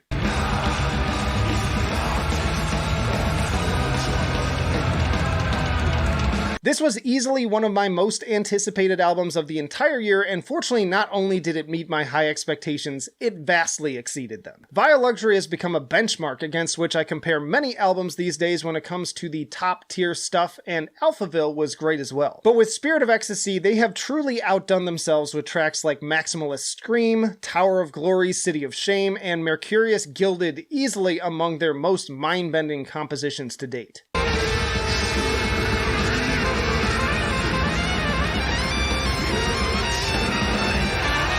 Zach, Kenny, and Steve continue to deliver on their usual promise of insane, jazz-infused performances, but with clear continued maturation in terms of their songwriting. And the flourishes of saxophone, trumpet, piano, and other instruments just keep getting better and better. You can check out my review for a much more in-depth analysis, but rest assured, this is one of the best albums of the year, and you won't believe the score I gave it. Easily the best album of the month. Not only was August packed with great new metal releases, some of them frankly shocked me.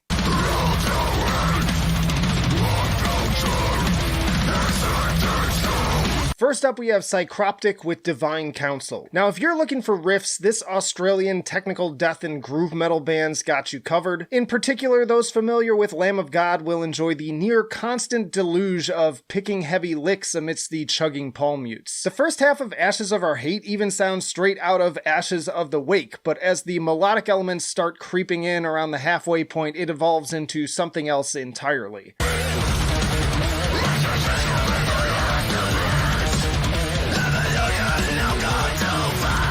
Despite the emphasis on riffing, these guys definitely get a bit more atmospheric than some of their peers, as with tracks like Awakening, A Fragile Experience, or the downright symphonic Enslavement. Sort of Lamb of God meets Obscura and Archspire. And while Psychroptic may have never hit it as big as Lamb of God despite getting started around the same time, I'd say that this album proves that they may have the superior staying power.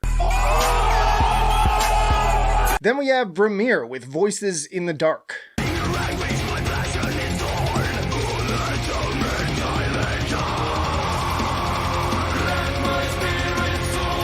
Now, when we talk melodic death metal, understandably minds often go to Sweden, especially in a month like this one, more on that in a bit. But Finland is right up there too in my book, with Bramir being a shining example of that. Take the intensity of Arch Enemy with the folky, atmospheric leanings of Insomnium and Encephalum, and you'll get something that closely resembles this stunning album. Tracks like Voices in the Sky, Forged in War, and especially Herald of Aegir showcase the full package when it comes to speed, dynamics, and most of all, fun, from the vocals to the insane guitar work.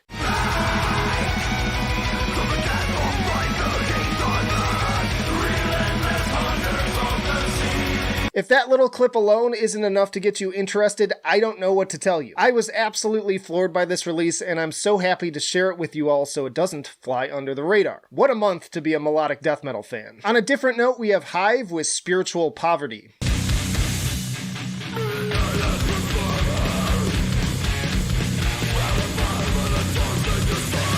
This Minneapolis band delivers a particularly crusty brand of hardcore packed with raucous D-beats, pummeling riffs, and death metal-inspired bellows. In a word, it just sounds violent, no hope, no remorse, just cold condemnation and bitter abnegation.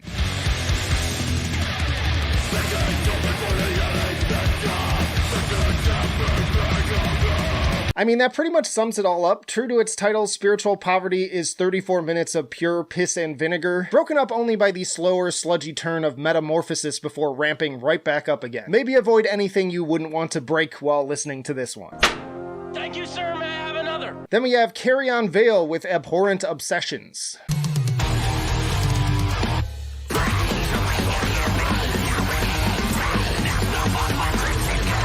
Carry On Veil is another group I previously praised in my Bands Like the Black Dahlia Murder video, and rest assured, it's bands like this carrying the torch that I'm sure would make Trevor proud of the clear influence he's had on the scene. Abhorrent Obsessions is a high-octane and highly technical take on a lot of those same modern melodeath hallmarks, from the ominous yet catchy riffing to the varied vocal approach, and with a few nice symphonic touches to boot. I think I'm particularly fond of King of the Rhine when it comes to the songwriting, really keeping me on my toes.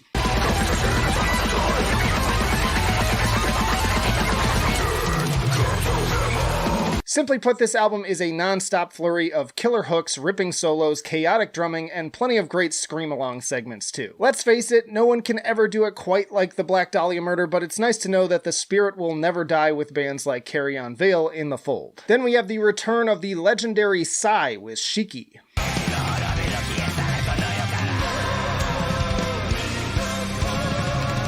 Now, a new album from Psy is something that I always look forward to, as the one thing you can always expect from them is the unexpected. This Japanese avant-garde metal band has been blowing minds since the 90s, and rarely is one album the same as the last. Enter Shiki, roughly translating to 4 seasons, which is a somewhat stripped back meditation on getting older with life's winter approaching.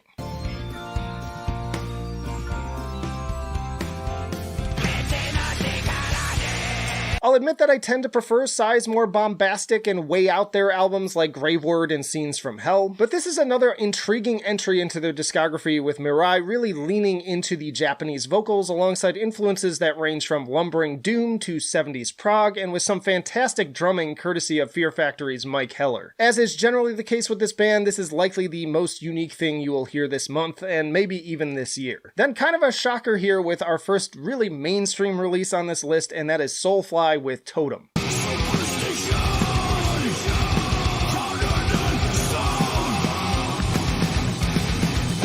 Another case of a bigger release that I really didn't have expectations for this year, absolutely flooring me with just how damn fun it is. Sure, it's no Soulfly or Primitive, but I might even rank this album in like 4th place, just after freaking Prophecy with how hard it goes. Tracks like Filth Upon Filth and Scouring the Vile are easily among their heaviest tracks to date, with the latter featuring John Tardy of death metal legends Obituary.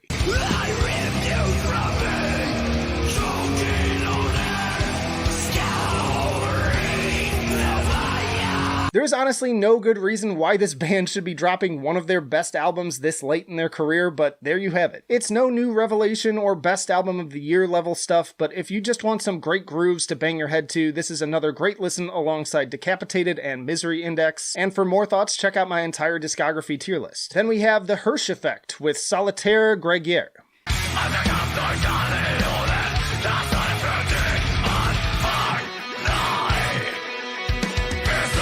The Hirsch Effect is one of those best bands you've never heard of worthy groups that regularly tops my list with each new release, but still ends up mostly coasting under the radar again. Their sound is highly diverse, an innovative union of progressive, mathcore, death metal, symphonic, and indie rock, kind of for fans of Between the Buried and Me, the Mars Volta, and the aforementioned Psy. One minute they're basically melodic death metal with Palingenesis, and the next they're going full the Dillinger Escape Plan with Amorphous.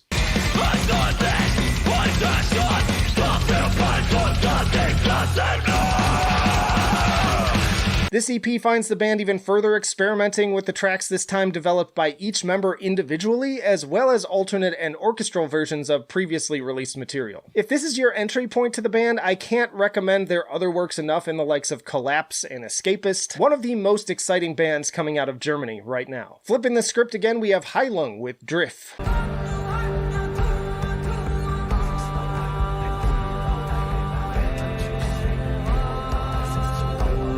Now this one is not really metal per se, but if metal was a term that existed in ancient times, this is what it would have applied to. Hand drums, clanking bones, throat singing, tribal chanting, flute strings, and haunting female cleans in a similar style as Mercure take the listener away to another time and place. There are quite a few projects doing this kind of dark pagan folk sound, but I'd argue that Heilung is the best of the bunch.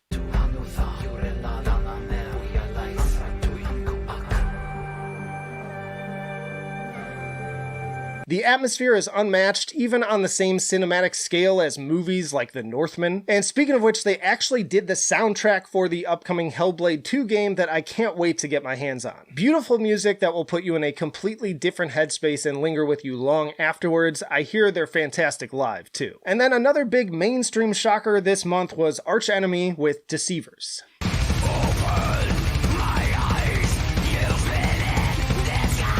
Now y'all, I've got to be totally honest in saying I haven't really loved an Arch Enemy album since Angela's time with the band, but this may be the biggest shocker on the list, because with Deceivers, I think they've crafted their best album since Doomsday Machine. With a seemingly endless display of memorable hooks, dynamic songwriting, and a full harnessing of Alisa's unique strengths as a vocalist, I think they knocked it out of the park, especially when embracing her heavy and power metal abilities on tracks like House of Mirrors and Handshake with Hell.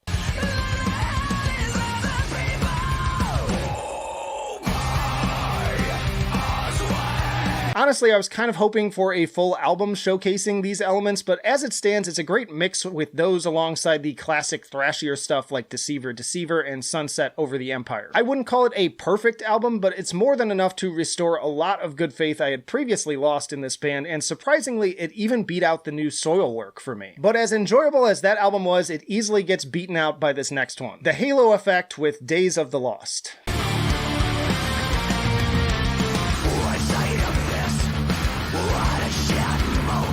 I try to avoid hyperbole, but this may be my favorite melodic death metal release of the entire year so far. With Michael of Dark Tranquillity and members from various eras of In Flames, the end result is easily better than anything the latter has done in years, and at least as good as the former's Atoma. It's the perfect mix of death metal headbanging with catchy melodies, and hooks here seem to be without end.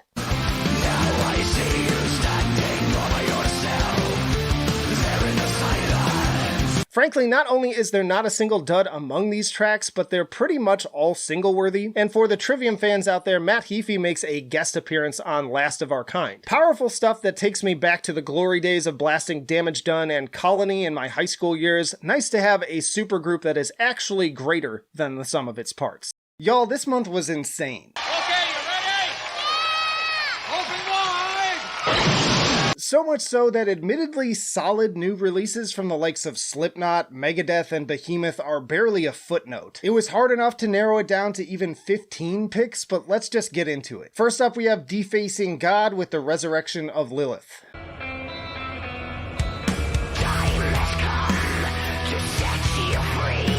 Crossbreed Angela Gossow era archenemy and modern era Rotting Christ, and you've got yourself a decent facsimile of Defacing God. It's a fusion I never would have thought of, but works so well in terms of both killer guitar hooks and epic atmosphere. The folk-tinged riffs from the Invocation Part 1 would have been right at home on Yowlo or Rituals, while just a track later the thrashy energy of the Resurrection is straight up Wages of Sin. And then add some symphonic elements on top of that for Rise of the Trinity.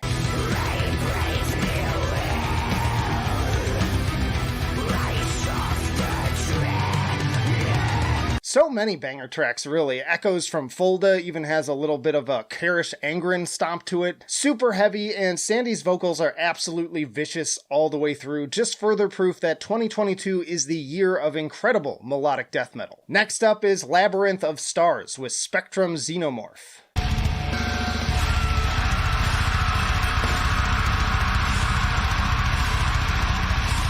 If Godflesh ramped up the brutality of Street Cleaner into death metal territory, they'd probably sound something like Labyrinth of Stars. Just combine that cold, bleak, head-bobbing atmosphere with a dose of Meshuggah's jazzy solos and a touch of Septic Flesh. Comparisons aside though, this is simply a punisher of an album that will bring you to your knees.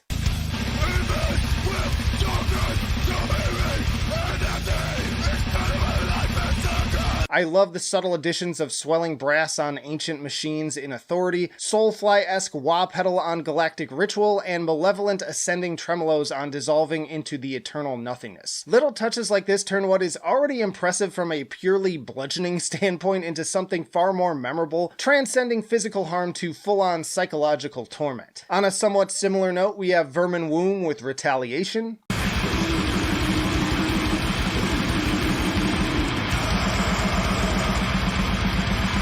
Once more, for those unfamiliar, Vermin Womb is the blackened death metal-infused grindcore project of Primitive Man's Ethan Lee McCarthy, and his bellowing, feral snarls continue to prove him to be one of the most harrowing voices in metal today. Combined with the suffocating, blackened atmosphere and seemingly endless deluge of blast beats, Retaliation is unbridled pain and misery incarnate.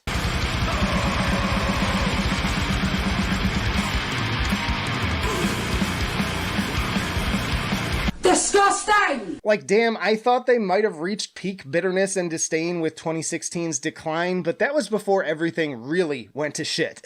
Songs may largely fall under 2 minutes, some even less, but make no mistake that every one of those seconds is a singularity of pure venom. Then we have Valborg with Der Alta.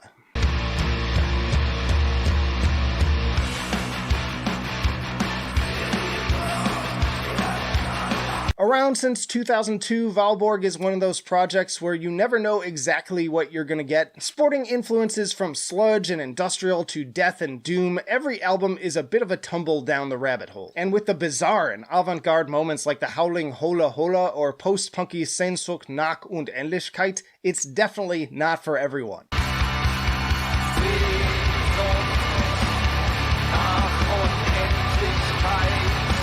But once more, variety is the name of the game here. For every one of those, there's the undeniable street cleaner groove of Kommando aus der Zukunft, or infectious helmet-like riffs and rhythms of Urecho. Basically, expect the unexpected. I'm the type of person who gets tired of hearing the same stuff over and over again, so any chance I get to shine a light on something unique, I take it. Think of it as this month's Psy or Imperial Triumphant. Then we have Imperium with Ex Mortis Gloria.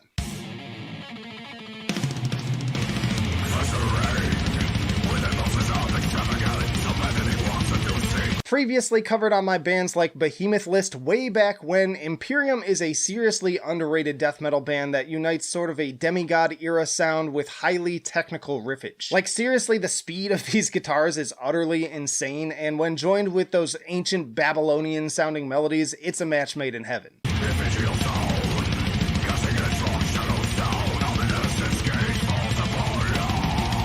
Now, I say Babylonian, but actually thematically this album is about the greed of the once unstoppable Roman Empire. So in some ways you could also consider them to ancient Italy what Nile is to Egypt. But any way you slice it, expect an absolute torrent of riffage alongside powerful atmosphere that'll take you to another time and place. Then we have one I know a bunch of people in the audience have been raving about, and that is Miscreants with Convergence.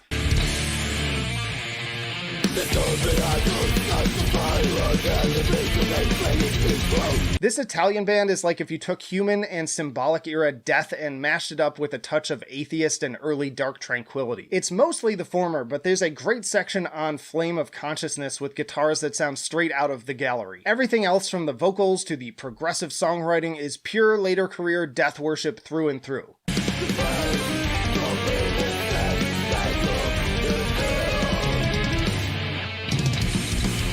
And while there are more than a few bands out there going for this sound, I think that Miscreants may be doing it the most successfully. They've really captured the power, complexity, and even that early 90s atmosphere like lightning in a bottle, while through the course of the album also proving their worth as a band on their own. Next up is the return of Warforged with The Grove Sundial.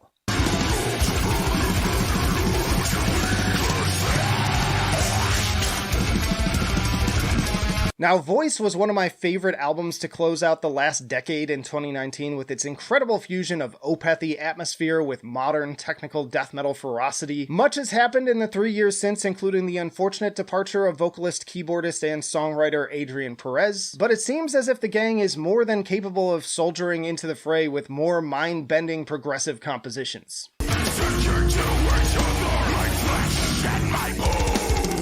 I'll admit that the single Bliss Joined to the Bane initially threw me for a loop with its electronic beat and slow deathcore sensibilities, but within the larger context of the usual twists and turns, it only further illustrates their flexibility as musicians. I mean, just moments before the conclusion of Self-Destruct Seminar left me wondering if my headphones were desyncing as it literally breaks the mix, while the vocal harmonies and shoegazy synths on Sheridan Road are almost radio-worthy before building into the Fallujah-esque guitars and death growls. It's quite the journey. And speaking of Fallujah, they are also back with Empyrean.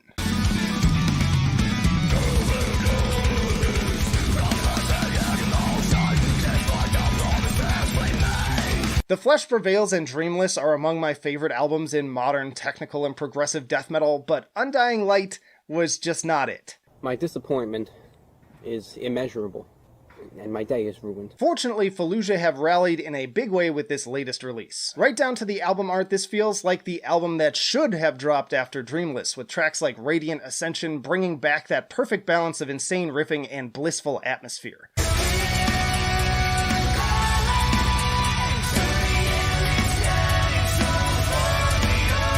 No shade to Antonio, but Kyle just feels like a much more suitable replacement for Alex with his great mix of high screams and deep death bellows. Not to mention the return of Tori Letzler's dreamlike cleans to drift on like a soft cloud. Once more, I'm amazed at just how much this manages to be the musician's wet dream of an album while still offering so much more than just pure wankery. Major redemption arc. And that brings us to probably the biggest release on this list with Blind Guardian and The God Machine.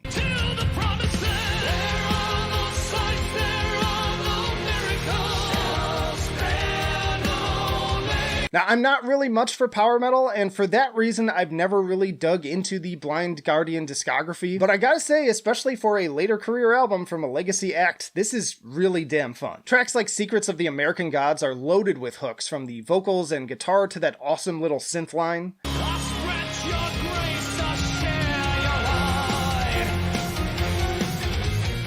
Likewise, Deliver Us from Evil makes for a killer opener, Blood of the Elves is a high-octane banger, and Violent Shadows really brings that old-school heavy metal energy. And as if that wasn't enough, you've also got more atmospheric, dramatic material like Life Beyond the Spheres and Let It Be No More. Honestly, it's enough to make me want to do a full discography deep dive, but unfortunately, everyone and their mother was releasing an album this month. Let's flip the script again with 156 Silence and Narrative.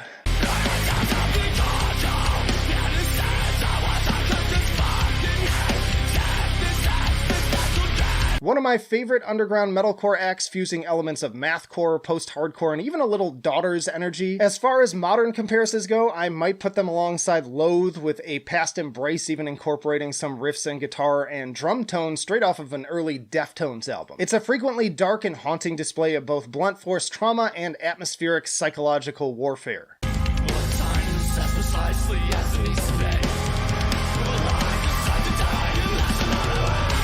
And with each album, they only get better and better at offering memorable set pieces too, like the rumbling drum and bass intro of The Rodent's Race or the pulsating head bob of If Pleasure's Gone. And all the while, there is something so inherently tragic in Jack Murray's vocals, whether he's screaming his head off or sprinkling in some of those eerie, mumbly spoken word parts. On the other hand, we have Electric Callboy with Techno.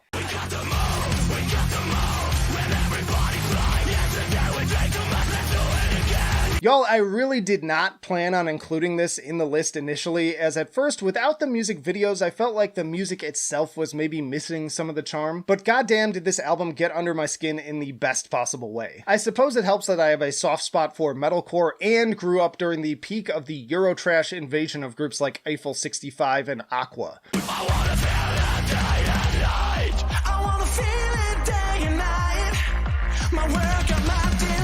Also pretty funny that even though Fuckboy seems like more or less just a joke on Machine Gun Kelly, it's ultimately a better pop song than he could ever hope to write. I'm even catching Paramore vibes from that Conquer Divide feature. Simply put, very fun music that's both headbang worthy and smile inducing, which is definitely not true of this next pick. And that is Ken Mode with Null.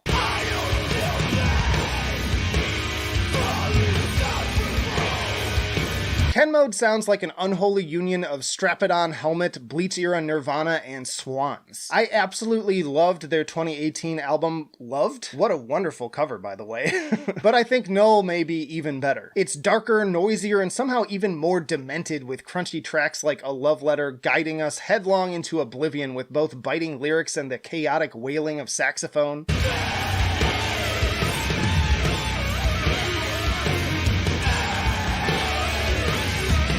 You've got more 90s alternative vibes like Throw Your Phone in the River with the ever-present rumble of the bass, the insanely eerie discordant strings and industrialized drone of The Tie, which may just be one of the most chilling tracks I've heard all year, and also a few moments that would have been right at home on Daughters' You Won't Get What You Want if you don't mind the comparison. Always exciting to hear what this crew does next, and it only seems to get more intense and nihilistic with every passing album. Another popular audience pick here with Revocation and Nether Heaven.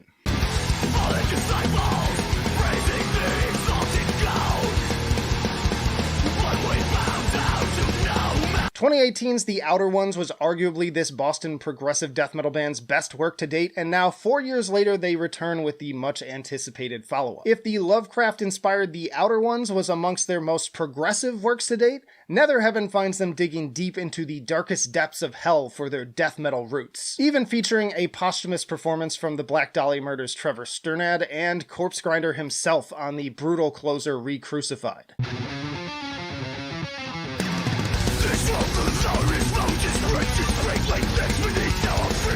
The riffs and drumming are as sharp and aggressive as ever, often going fast and hard with tracks like Diabolical Majesty and Lessons in Occult Theft drawing comparisons to Aborted, but when they do slow it down for the likes of Galleries of Morbid Artistry or Godforsaken, you'd better believe the malevolent atmosphere is enough to suck the soul right out of you. Another banger from arguably one of the most underrated modern death metal bands in the game. Then we have Within Destruction with Lotus.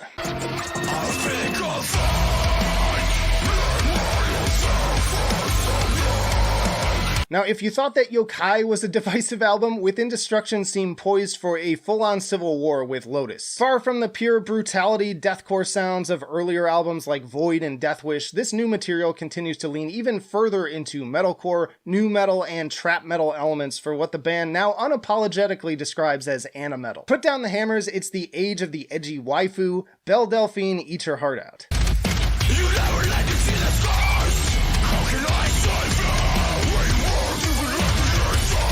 As much as I love to headbang to the likes of Torture Ritual and Plagues of Immortality, those albums aren't going anywhere, and it's fun to hear what each new evolution brings. Really, it's not that far off from what Born of Osiris are doing, and from the Korn-sounding guitar leads on Nightmare to the technical, glitchy chaos of Dehumanized to the blissful melodies of instrumental closer Ultima, it's just a damn good time. Check out my video with guitarist Howard Fang for more insight into the bands that influenced his approach. Before we get to my last pick, I do want to quickly shout out the new Darko album Oni.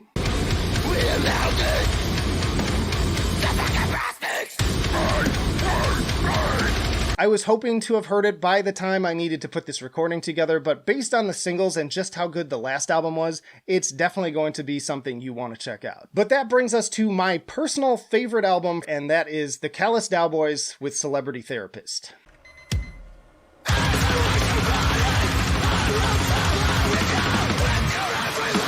So Die on Mars was another one of my favorite albums of the last decade, and with this new release, I stand by what I said back then. The Callous Cowboys are the best and most important band in the mathcore scene today, period. Not only do they continue to bring the intensity with the insane guitar work and chaotic pace changes, even more so than last time, the songwriting constantly keeps me on my toes.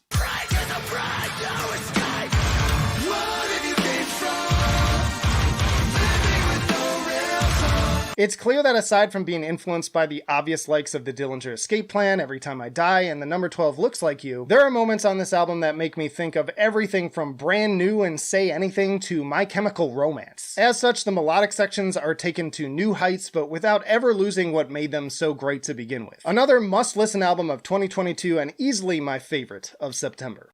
It's okay if you also enjoyed mainstream albums from the likes of Lamb of God and Lorna Shore this month, but today we've got bigger fish to fry. We have such sights to show you. The first of my favorite metal albums from the month of October goes to Ripped to Shreds with Jubian.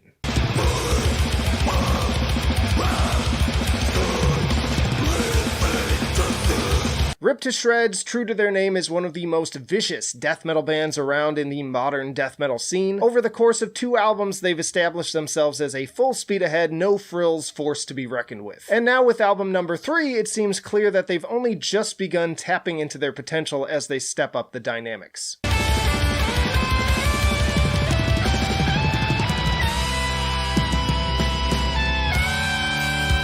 I was skeptical as to whether this band could carry a 10-plus minute composition, but thanks to clever ups and downs as well as some powerful funeral doom melodies towards the end, I was pleasantly surprised. And these elements make Race Trader an easy standout as well amidst the usual fury of others like Split Apart by 5 Chariots and Harmonious Impiety. As a result, this is at once Ripped to Shreds' most pummeling and accomplished album to date. Next up we have Parias with The Signal Heard Throughout Space.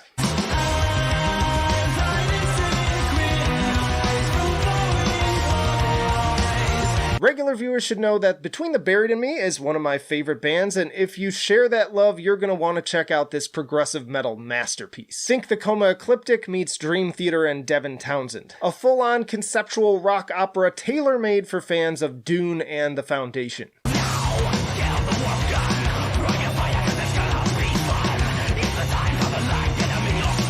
Not to mention there's a wide variety on display here musically, from the very Mastodon-worthy chug of Contact to the funky, almost danceable slapped bass of Dimension Y, to the incredibly cathartic and explosive conclusion of The Human Molecule. Some out there might want more harsh vocals, but honestly their sparing use only makes moments like The Outer Limit all the more vicious. Pariahs just get better with every album. You're goddamn right. Then we have Cabal with Magno Interitus.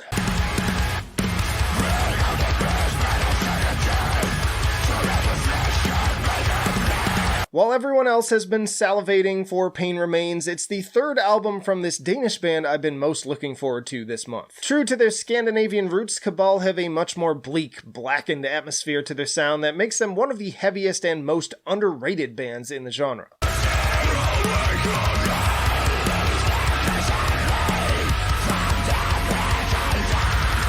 Songs are tighter than most, clocking in at around a lean and mean 3 minutes each while still brimming with infectious grooves. Likewise, the additional backing elements are more sparing and memorable song for song, each time offering a slightly different flavor. I particularly enjoy the electronic additions, as with the straight-up industrial sounds of Blood af Mit. Maybe not their best work, but dark, heavy, and perfect for the pit. Then we have Exhumed with To the Dead.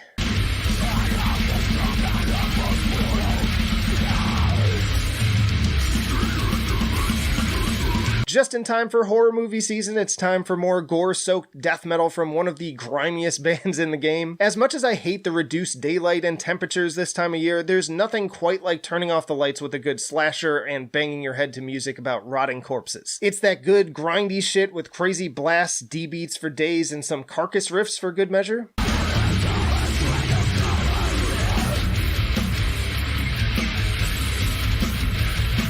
Also, that bass tone is absolutely gnarly, and the vocals brutal as hell. It's nothing death metal fans haven't heard a million times before, and it's nowhere near my best of the year for the genre, but it's definitely nailing what it sets out to do. So yeah, if you like the raw tones of 90s era death metal, it's hard to go wrong with To the Dead. Next up is Counterparts with a eulogy for those still here.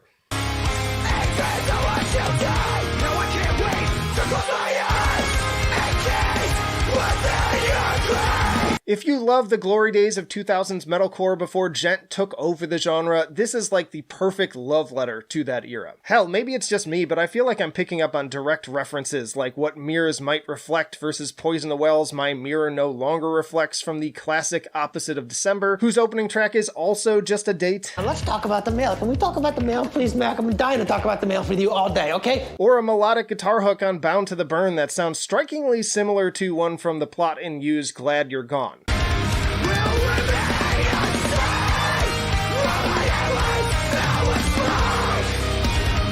Whether it's intentional or not though, this is glorious music with a perfect balance of emotion and aggression. In just 34 minutes, Counterparts bring the best riffs and scream-along moments without an ounce of filler, the entire time transporting me back 2 days in high school listening to Shai Hulud, Under Oath, and Unearth. Bonus shout out to the new Boundaries album too. Then there's Dr. Acula with Dr. Acula.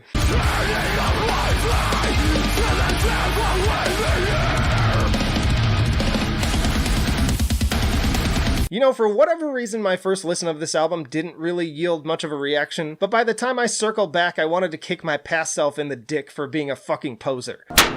Thank you, sir. May I have another? Dr. Acula is a fun combo of deathcore and mathcore formed all the way back in 2005 that appropriately still bears that OG sound of other bands from that era like the Red Chord.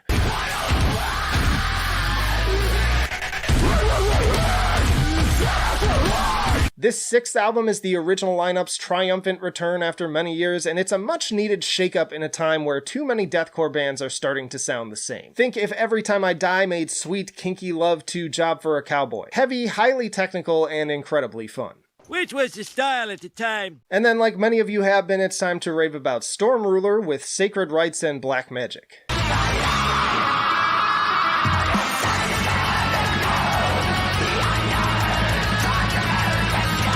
This very Dissection-esque band really brings the riffs, mixing thrashy black metal with those 90s era Gothenburg melodeath melodies I love so much. A glorious mix of malevolent spellcasting and soaring frostbitten atmosphere. If you want black metal with hooks to perfectly complement spooky season, Storm Ruler's got you covered.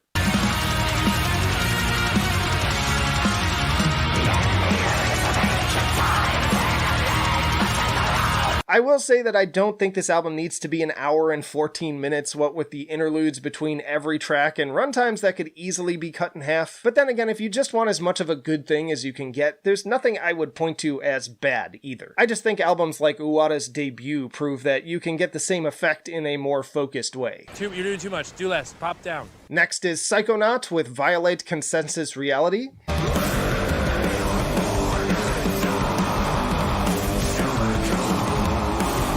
A lot of the songwriting and approach to riffing on this album remind me of Mastodon's best albums. And considering how I felt about their last two releases, I'm ready to welcome a new project to fulfill my taste for hard-hitting, sludge-infused progressive metal. If you're looking for a place to jump in, I'd particularly recommend All Your Gods Have Gone.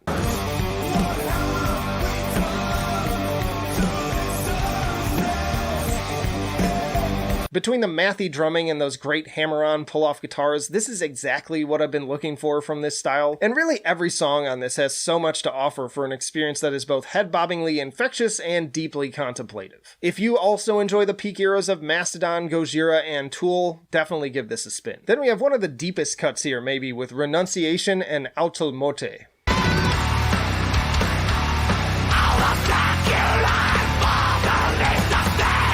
This Moscow band is like the fiery collision of Revocation with Absu, sporting all the best features of technical death metal, melodeath, black metal, thrash metal, and everything in between. The riffs and drumming are absolutely insane.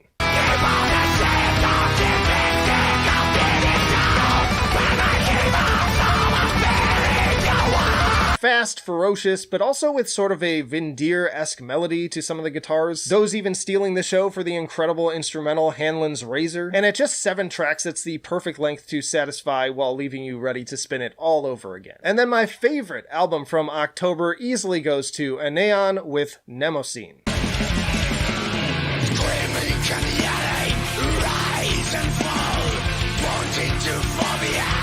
From Psy to Enslaved, it's the avant-garde and progressive ends of the black metal spectrum I love the most, and this highly underrated Greek band can go toe-to-toe with the greats any day of the week. Aeneon have been absolutely crushing this genre, matching aggressive head-bobbing guitars and snarling prophetic vocals with wailing saxophone and Hammond organ since around 2006, with tracks like Cartesian Eye and Sinistry of Heartbeat sounding as if they're broadcast from Twin Peaks' otherworldly Red Room.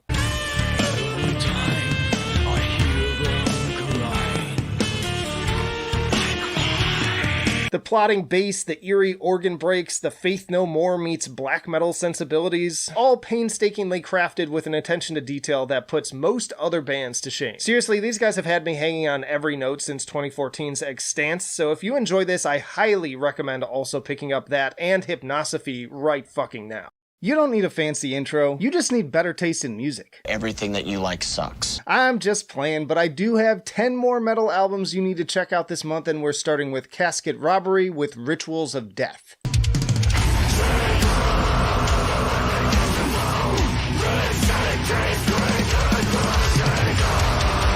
The year may be almost over, but we've still got some top-notch death metal albums to cover yet. I've been following this band for a bit now, even before they went through the vocalist change, and I must say that this is easily their best work yet.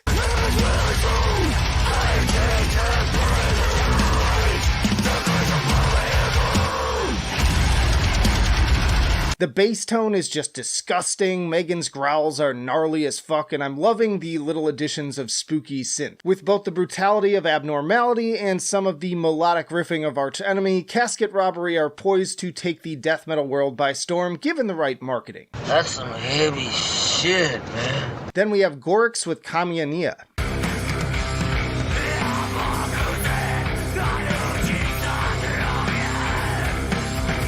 So many black metal bands go for the wall of sound approach when building atmosphere, so it's refreshing to find albums that do an even better job with a more minimalist approach. Right from the opening track, the pendulum-like swing of the bassy guitars and almost improvisational sounding vocals set an imposing tone that few do with 10 times the notes.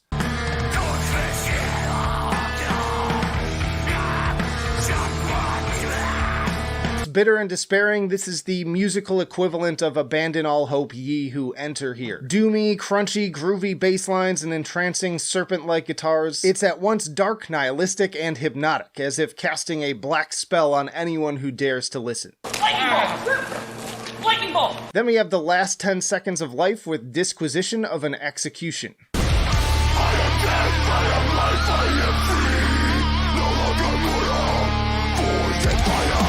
Deathcore is a genre that gets a bad rap for bands all supposedly sounding the same. Recently did a video on that. So I'm always glad to share projects who break free from the mold. And while the ingredients here are all familiar, it's the execution that I find so interesting. Sacrificed body and mind, the final union, one last time. There's elements of old school, beatdown, symphonic, down-tempo, but all mixed up in ways I wouldn't expect. Take opening track Dreams of Extermination, which is this wonderful union of doomy guitars, hardcore-influenced vocals, and eerie minimalist backing chorals. Or Liberation with its methodical start-stop riffs and brutal snarls offset by the almost tribal-sounding snare drum. Short but sweet EP that does its job of getting me excited for the next full length. Thank you, sir. May I have another? Then we have Bone Carver with Carnage Funeral.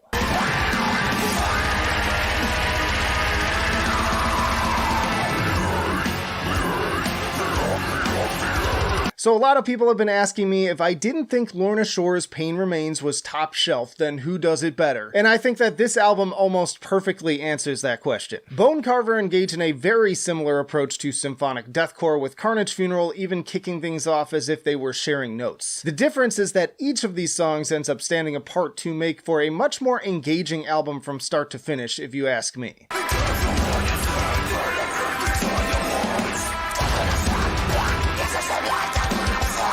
The symphonics are equally grand, but also know when to take a back seat. The riffs are better differentiated from song to song, breakdowns are used more sparingly to greater effect, and all the while I think that Fernando's vocal performance is every bit as impressive as Will's. Not to mention they cover just as much ground in only 39 minutes. Same toolbox, just better construction. Feel free to disagree, but you'll be wrong. I am the golden god of this place. I reign supreme. Then we have Terror Hammer with Gateways to Hades.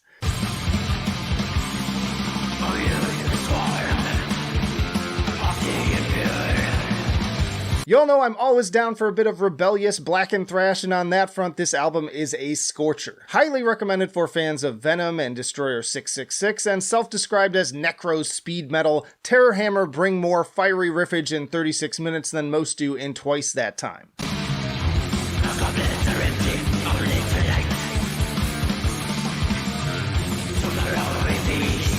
Insane tremolo picking, shredding solos, and echoing blackened vocals fuse thrash, punk, and black metal into a giant middle finger to all that is righteous and good. A seething fireball of fury delivered straight down your gullet. Are you not entertained? Before we go on to the next one, be sure to like the video and share your own favorites in the comments if you're enjoying yourself, and maybe even subscribe for more recommendation and ranking videos every week. But next up, we have Chelsea Grin with Suffer in Hell.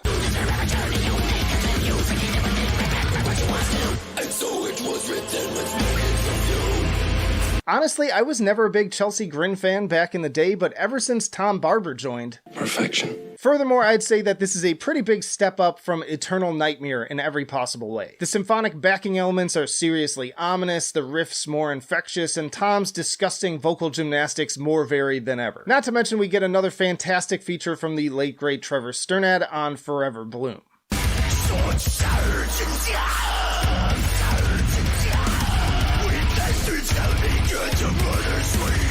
And whether I'm banging my head to the grooves of Origin of Sin, or they're getting more profound and atmospheric with the likes of Flood Lungs, the screams, snarls, and growls never fail to turn my head. Another case where some bands think that they need an hour or more to make an impact, but Chelsea Grin only need 27 minutes. It just leaves me hungry for the companion album Suffer in Heaven in 2023.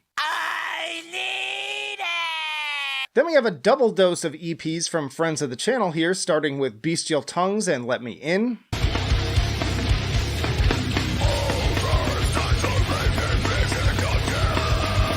Right down to the cover, this feels like it would have been perfect for Halloween. But regardless, welcome back the New Jersey homies with another short but sweet bit of grindcore goodness, ripping and tearing their way into your ear canals.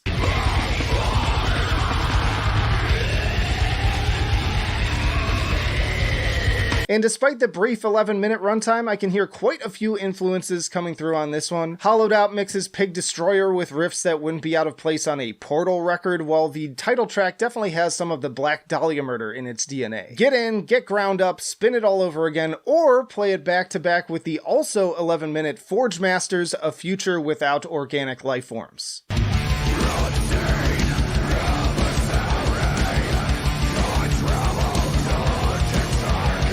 You might already know these guys from their metal reviews and appearances on this channel, but to those big brain dorks commenting, "Where's your album?" they said, "Hold my beer." What follows is 3 cyborg-killing sci-fi anthems delivered in death metal perfection, and I also love the fun sense of humor in the Doom parody album cover and campy music video.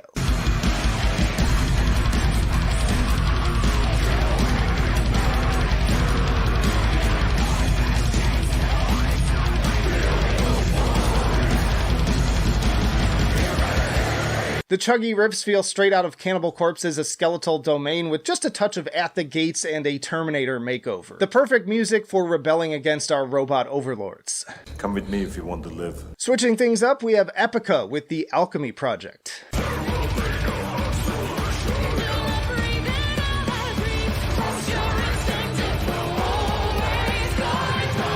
This new release feels very much like an extension of everything I loved about 2021's Omega. Not to mention at 35 minutes, it's long enough that it still feels like a full length to me. And with all of these amazing guest features, it's not something you're gonna want to miss.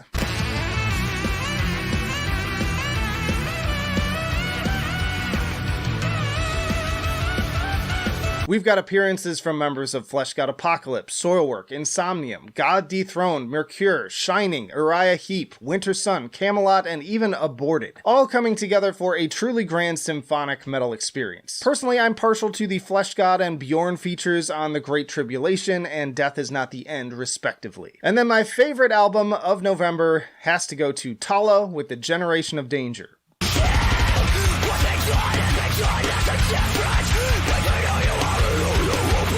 The best modern nu metal band of this generation, like the competition is not even close. With guitars influenced by Korn and Slipknot, a dedicated DJ, Mike fucking Portnoy's son Max on drums, and one of the most eclectic vocalists around in Justin Bonnet's, expect a wild ride.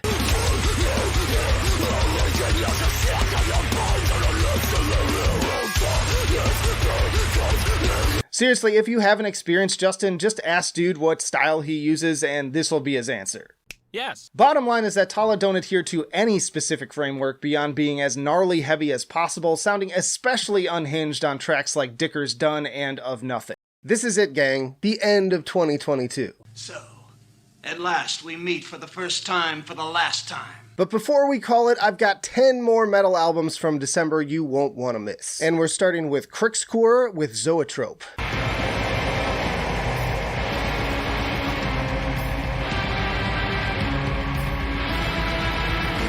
I don't normally go in for the whole single long composition album thing, but for these guys I make an exception. They really wowed me right from their debut in the expert harnessing of all sounds menacing and malevolent, and with their expanded incorporation of symphonic instrumentation, the results speak for themselves.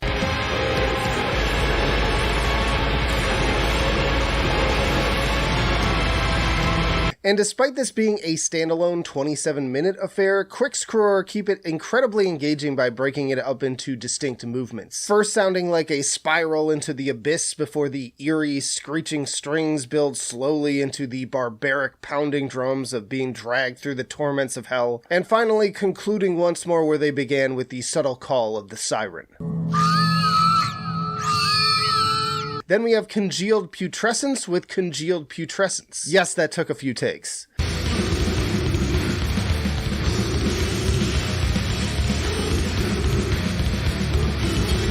How about rounding out your year with some gnarly, no-frills death metal? This New Orleans band really brings the filth, to quote their own press release, like foulest rot bubbling up from the sewer.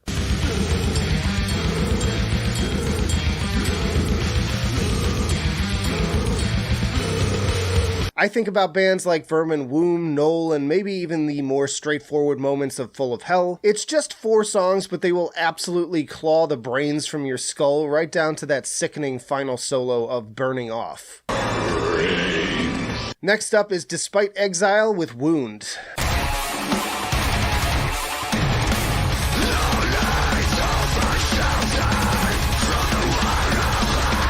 This was one of the most requested albums from the audience this month, and I can see why. In many ways, I'd compare this Italian band sound to that of the latest Fit for an Autopsy release, fusing elements of deathcore, progressive, and even more melodic influences for an atmospheric take on the genre.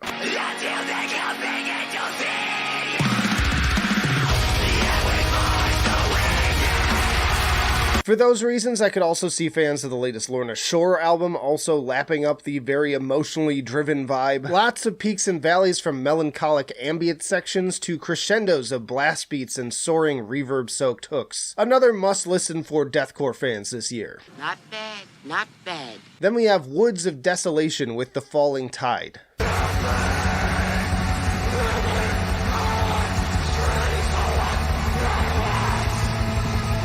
Now, if you love really visceral, emotionally driven black metal in the vein of Harakiri for the Sky, you should also be a fan of Woods of Desolation. This Australian project's jangly guitar melodies and raspy snarls really pull at the heartstrings, sounding like pure sorrow and desperation ripped straight from someone's breaking heart, but with faint glimmers of light just out of reach.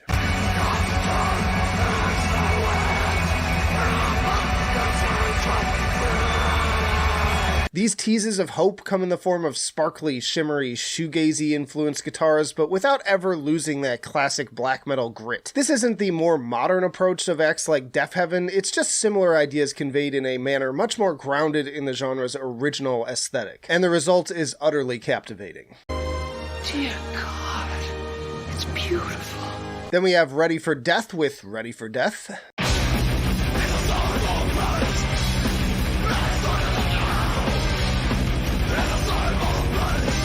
This Chicago band combines thrash with touches of grimy grindcore reminiscent of Napalm Death. Everything just feels so raw and brash and gnarly, and the lyrics are absolute vitriol spewing forth like an overflow of sewage.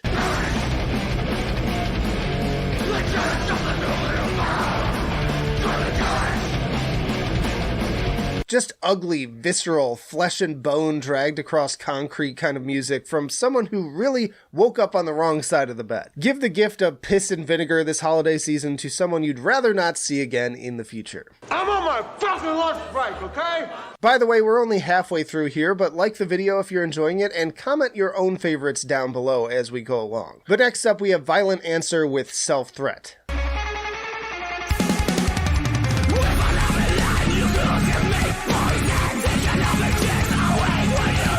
Poland is known for low-key some of the best black metal you can find, but every now and then they also deliver on some seriously punishing metalcore. Violent Answer is everything a fan of the likes of Jesus Peace, Harm's Way, and Knocked Loose could want, and then some.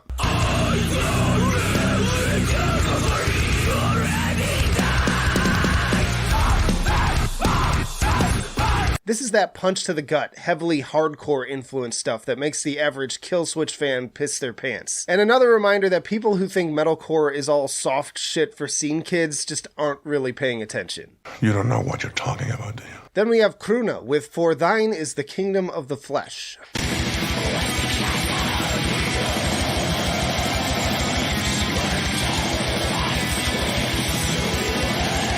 It really was quite a month for black metal of all shapes and sizes. Kruna is of the malevolent and imposing variety, seeming to take tips from the likes of Watain, but also with some of the folkier guitars of both Toke and Rotting Christ, cascading like waterfalls of dark melancholy.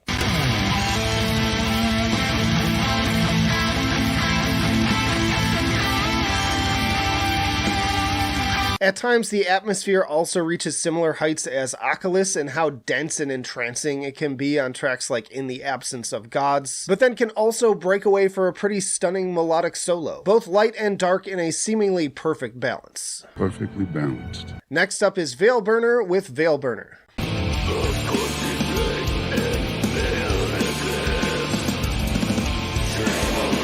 Another absolutely sick and underrated band that doesn't get nearly the respect it deserves. This duo has been dropping brain-meltingly psychedelic black metal since 2014, and this sixth outing doesn't skimp on the madness. In fact, I named it one of my favorite black metal albums of 2022.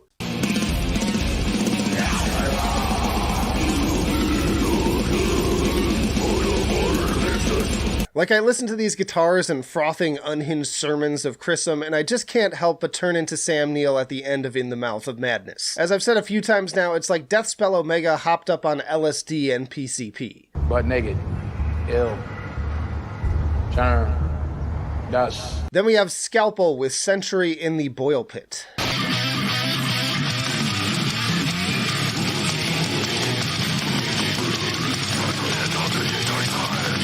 This Boston death metal band absolutely blew me away with 2017's Methods of Delusion, and it's a shame how late in the year this follow-up is dropping because I think it easily could have made some lists as well. Mix that old school raw sentiment and brutality with a more modern take on technicality, and it's a recipe for a total banger.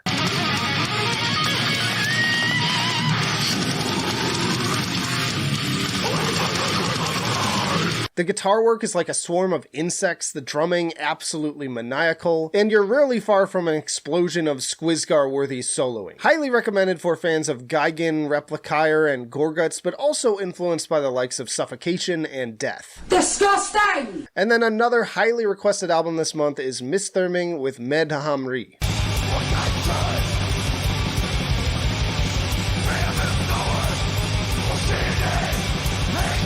With the release of their 2015 debut, this Icelandic black metal band basically became an overnight sensation. And now, just 3 albums in 7 years later, the underground still excitedly awaits each new release. And I'm happy to say that I think this one tops the last one in every possible way.